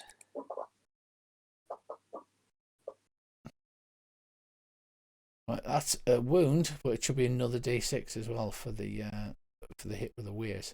So roll another d6. Hang on. Right, I can delete the 7. Wait a minute, I forgot. You've got to drop it in there.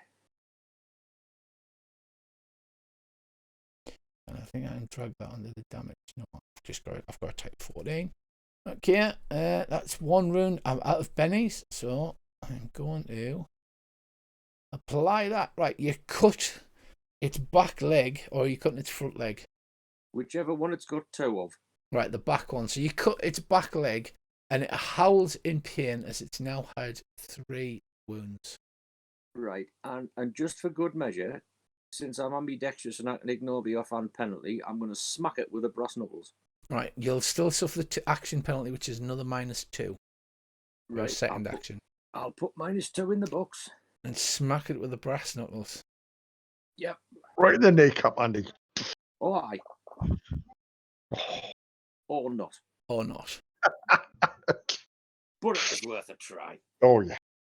It's doing the gang up bonuses and everything. I just need to discover how to do the effects properly. Right, so that is your turn. The cat howls and it looks like it's going to turn and run, but it can't until it's its turn. Tendril. Right, just in case, I'm gonna do the lower trait spell to try and lower its fighting. Okay. Yeah, I think I Oh, might well have managed done, that one. man. Yes, you lower its Yep. fighting by So, 2 die types.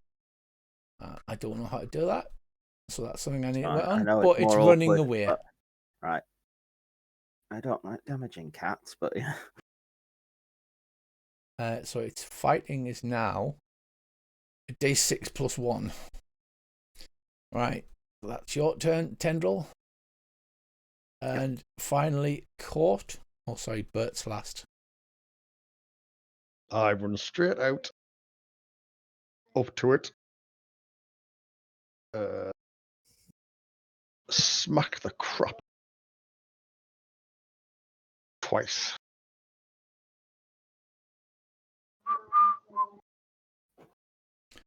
Right, bang, bang. I shot you down, bang, bang. You hit the ground. I'll Benny that.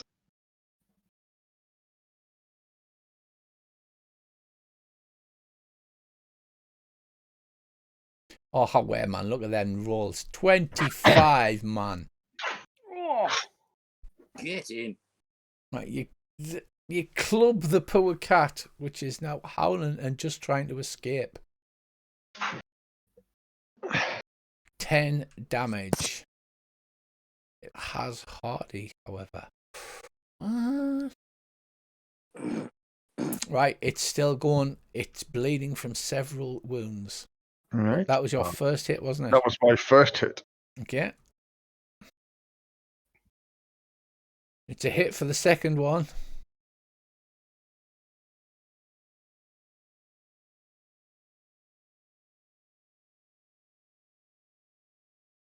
And, right, Hardy, it shrugs the second wound off.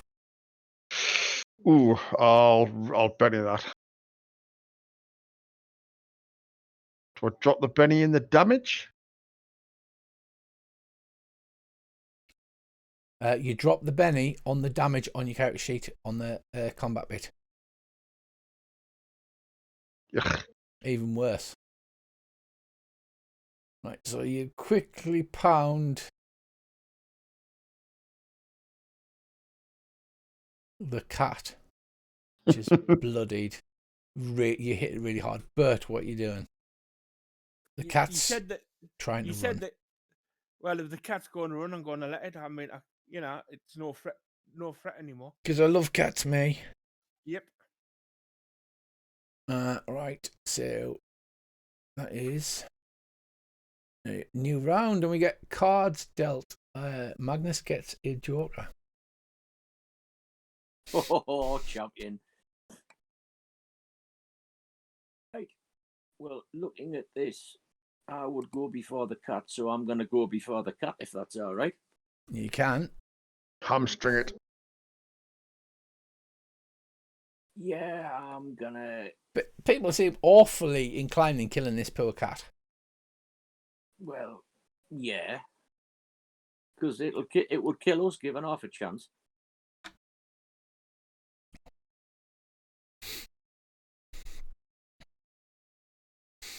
You hit with a raise. Oh, poor cat.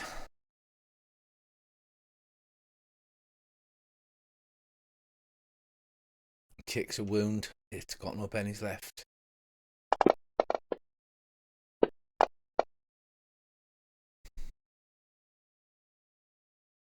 Right. The cat lets out a pitiful meow and crashes to the floor. Although not dead, it's breathing heavily and is unconscious. Right. I look around at Tendril and go, would you like to eat some pussy, Tendril?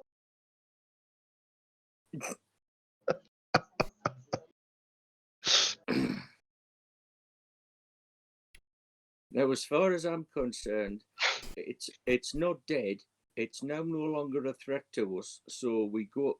I think we should leave this room and shut the door. Tendril's gone quiet. I second this. The only reason I kept Sorry, I was on mute. I just said no, thank you. A man's got to have standards, and then if we can, yeah, I agreed with the whole plan about the door, getting out the door. So you just get out the door and shut the door, eh? Yeah, well, I think so. Rich, is there a window in this room? There is a window in this room. I will put you back on the floor plan. Or tiny little people. Actually, no, there's not, but there's the door to the south. Which, if is... This room is the mirror of the other one. If there's a privy, there should be a window. A boarded up window in the privy. Right, because I was just wondering how difficult would it be to leave the door to the privy open and to engineer a situation where the cat could, if it recovered enough to lick its wounds, and get out the window. Do we suddenly care about cats? Well, like I said, the only reason I kept going after it was because I knew if it had the chance, it would have nailed us because we were small moving prey type creatures. I don't care. I'll hit it till the cat dies. Yeah, so if you want to open the window, Andy, Mm-hmm. there's a window in the privy. You could leave it there. If you wanted to do that. Well, yeah, that's what I mean. So that, like, if we leave it an escape route and then we go out that door and shut the door, the cat can't follow us. But if it recovers enough, it can get out the house. Oh, there's a window in the north as well. So how did a three-legged cat get down that ladder in the cellar? Carefully. Yeah, 3 paws at a time. Yeah.